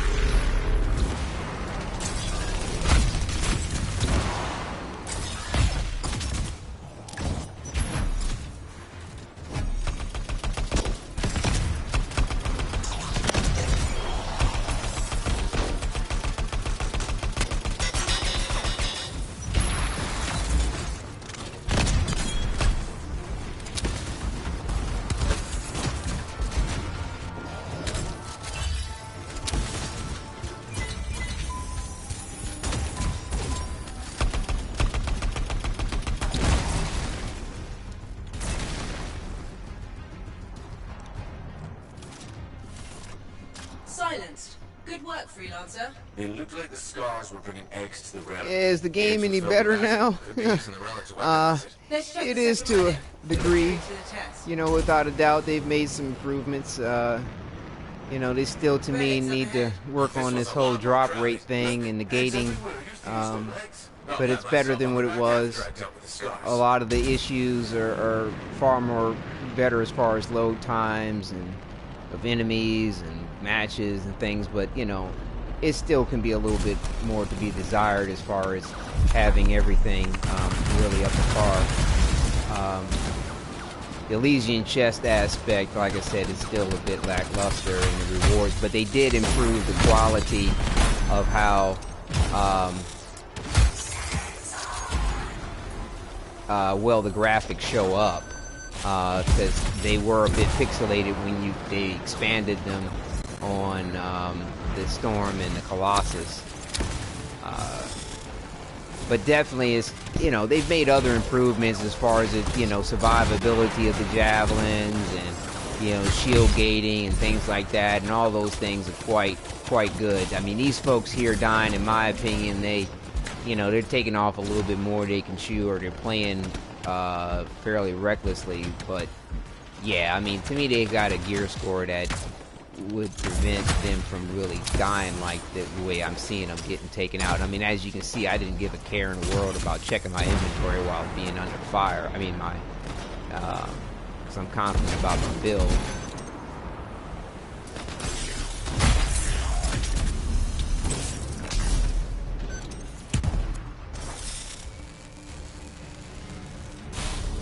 Come on, buddy. No time to be sitting down on the job now.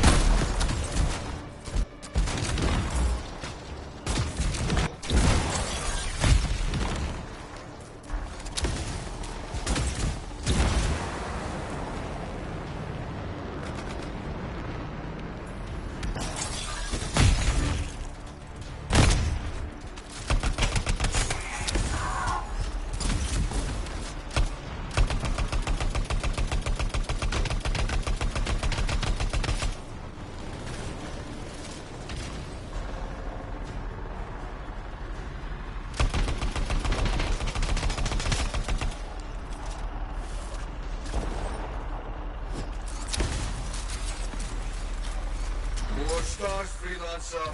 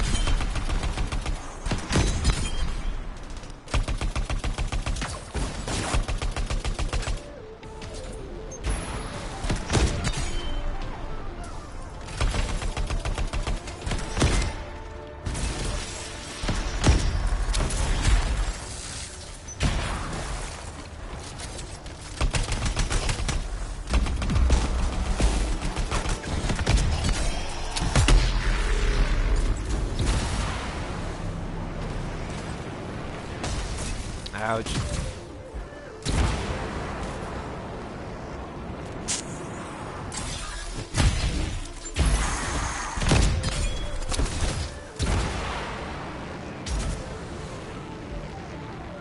Relic silence. Vigor? What was that? It came from below. Of course it did. Yeah, the 98% luck seems to work as good as any, you know, as anything within that range of 90 to 99%. Already done. That to me seems to give the best results. I've tried, you know, 0 luck. I've tried some luck, less than 90%. I've tried way more than 90%, and I feel like when it's your time to get something, it's your time to get something. Prior to that, I don't think luck really applies. I mean, it's like once you get your opportunity for said drop, I think that's when your luck sort of applies, I think. I mean, it's just speculation, but I believe there's several stages to the luck, and then there's even an aspect of, you know, what you may get, and then the inscriptions therein as well.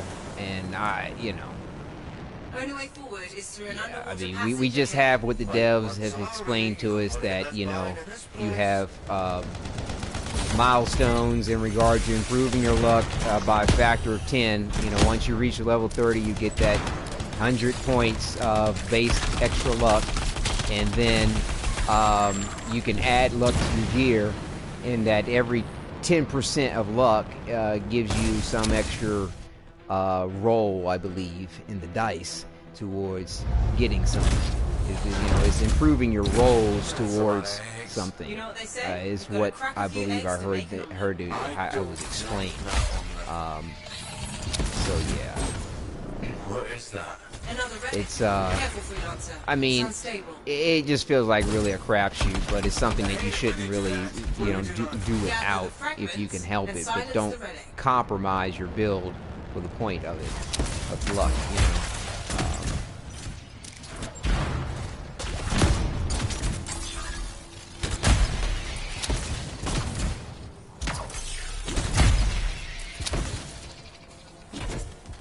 I personally feel like it'd be nice if they did away with it, or, you know, really explain fully all the impacting factors to luck. Because, I mean, you know, each player, each person's experience is so vastly different in the RNG of the situation. But there does seem to be some kind of mean result that most people seem to experience based on their playtime.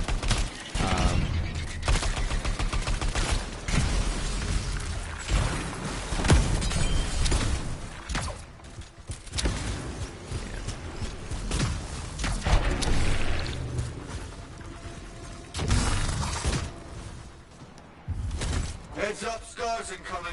How'd they get down here? Bastards love to blow.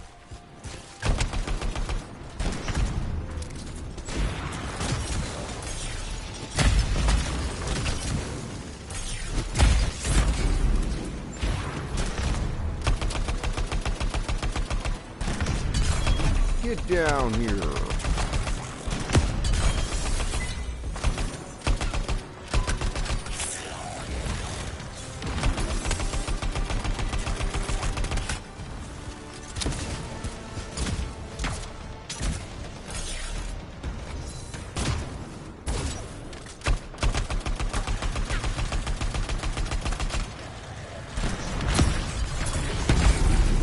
freelancer.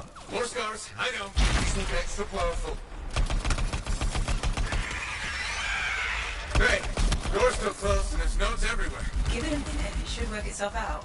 Should. Energy readings are stabilizing, albeit slowly. Just stay in the center, any interference will cause the energy to spike again.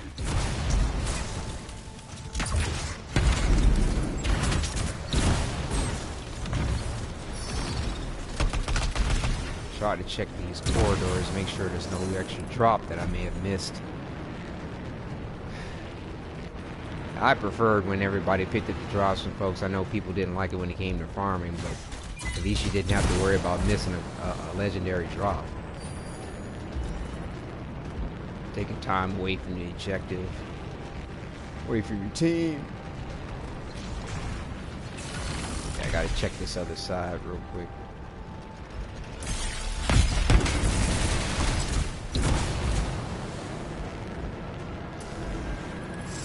Freelancer, stay on the platform. Alright, miss anything?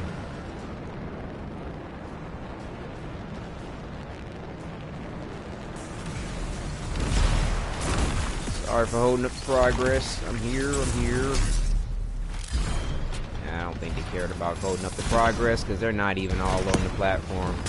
Yeah, I tell you, people really think that letting these enemies spawn and spawn and spawn during this phase gives you extra chances at drops. It does not. I have never, ever, even in the demo, ever seen it do that. I mean, because they're trying to keep people from exploiting a point as well as holding up everybody else from, you know, completing the objective because they want to try to farm drops.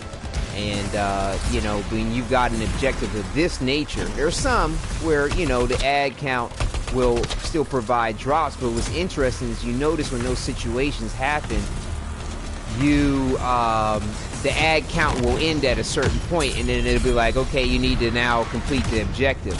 But this here will constantly keep spawning enemies, but will, you know, never give drops in regard to you know, equipment and gear.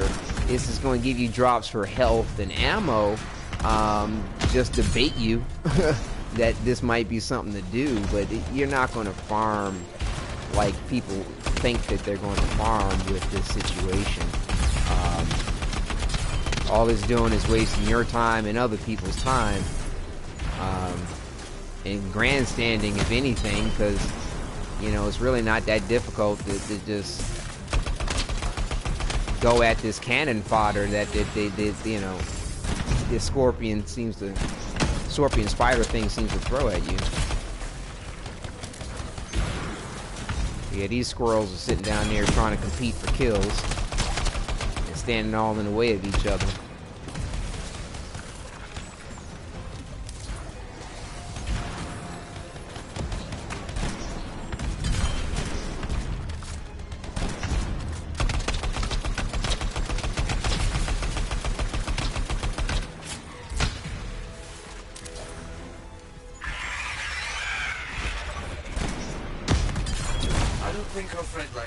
Too bad.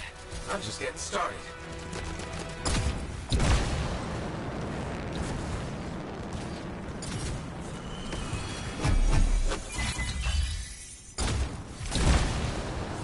One of these squirrels and hoarded a nut so we can open one of these chests and see what's up. Where it'll stay that way.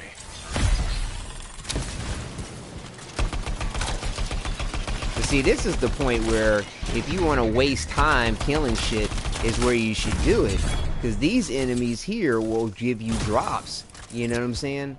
As well as, see, look at them, this enemy's all down here, they're not going to bother to get, and just, you know, I'm going to show you what I'm talking about, you know, because there's enemies all in here that they're not freaking killing, and if you fly, where is it at? It's pretty dark in here. Throw down a flare, it'll help. You freelancers are disoriented. for everything. Yeah, if you fly straight up here, Back into the deep. there's a way where you can get up to the other scorpions before going into the water or even back there. So yeah, so like in this room here, you fly up. Remember? Where is that? Damn it. But yeah, so they always rush through this area a lot, you know, and to me it's silly. You're gonna stand there on the platform and do all that grandstanding against enemies that aren't gonna provide drops, and you're gonna fly past the ones that do. Fucking asinine. I mean, it's just ass backwards. But I don't think they know any better, or either they want to think they know better without paying attention. I don't know. I don't know. I don't know. I don't even know. It would be Anyway, unprofessional. let's get it to on. cut the link, right? Come on. Next time, I expect big-ass bugs to be in the mission brief. Yep, exactly. That's what's up there. That's what's up there, Juice. You know it. But yeah, at the same time, you don't want to waste time killing shit that ain't gonna give you nothing. You know, because you're trying to get through an objective. And you know, their point isn't for drops, it's to get through the objective. But this is the reason why Tyrant Mine isn't as effective or efficient to farm, say, as Heart of Rage, because people want to waste time on that platform.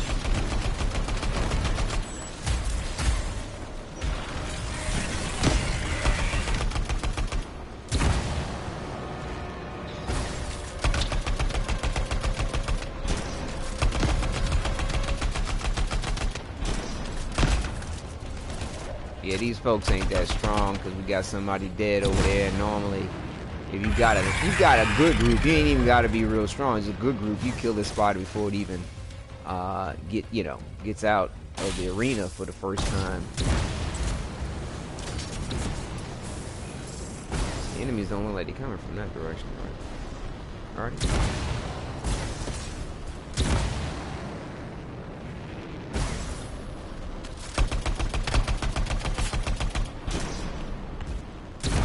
What's up with the enemy spawning? This is awkward. Normally there's a whole lot of enemies coming out of these side corridors.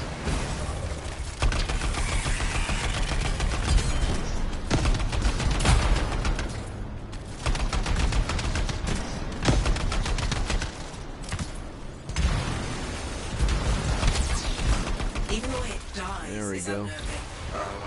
It doesn't take me to forget that thing. I'm gonna go with 8. One for each of the tyrant's legs. Oh, no more scorpion talk, please. Come on now, somebody have a key. Got something to figure out. Anybody got a key? Anybody? Come on, man. I guess not. Damn. Yeah, well, we'll go ahead and run this legendary mission and then do another round of the strongholds and see if somebody doesn't have a key. But like I said, we did 162 open chest openings and got almost all the rewards except for one. And I'm kind of curious as to whether or not I'll even be able to accept an Elysian chest reward, even, you know, with seeing that it's already stated that I completed the challenge. And even still, like, will I be able to farm for more keys for when the next challenge comes about? Yeah, I wonder if they're friends there. They both got almost the same looking ranger.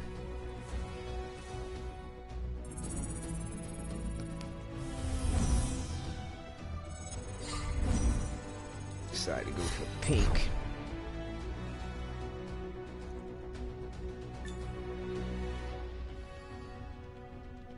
Oh, really? That's a metal type. Ah, dude. Don't tell me I got hung up. Kiss my ass. Oh. Looks like I'm gonna have to stop the broadcast and restart it because we've got the game is hung up. So yeah, is the game better? Yeah, for the most part, since a lot of these patches, but you still have issues like, you know, the reward screen showing properly, getting locked up at this point after coming out of a mission or stronghold. Colors, you know, just flipping out and you having some weird fluorescent thing instead of a proper color to choose from. The launch bay area still has various different issues when you go there to try to change anything while you're there. Like after the first or two or three changes, it starts getting hung up, and you'll be flipping. The game will automatically flip you to one of your menus. For some reason, I have no idea, just randomly. So yeah, the launch bay still has a few issues, but yeah. So tune back in. You know, like I said, we're going to try to do another broadcast here where, you know, we continue this one and do this legendary contract and for this path to glory, and just see if we can't try to see if somebody else has another key to see what's going on once you complete the Elysian rewards. So this is what did you say, what did you do, and I'll be back shortly. Just need to close the app and restart it, but when you do that, you know, it stops the broadcast. So see you all shortly. Yup, you know it, Juice. Yeah, it's disappointing, but you know, it's the way of things, unfortunately. I mean, you know, if you've ever played a BioWare game, man, they've always had some issue somewhere that plagues it through the start and finish of the situation. So who knows what issue or issues will always plague us, but you just gotta roll with the punches. Hopefully they'll try to rectify it. But yeah, I'll be back. Thank you all for tuning in.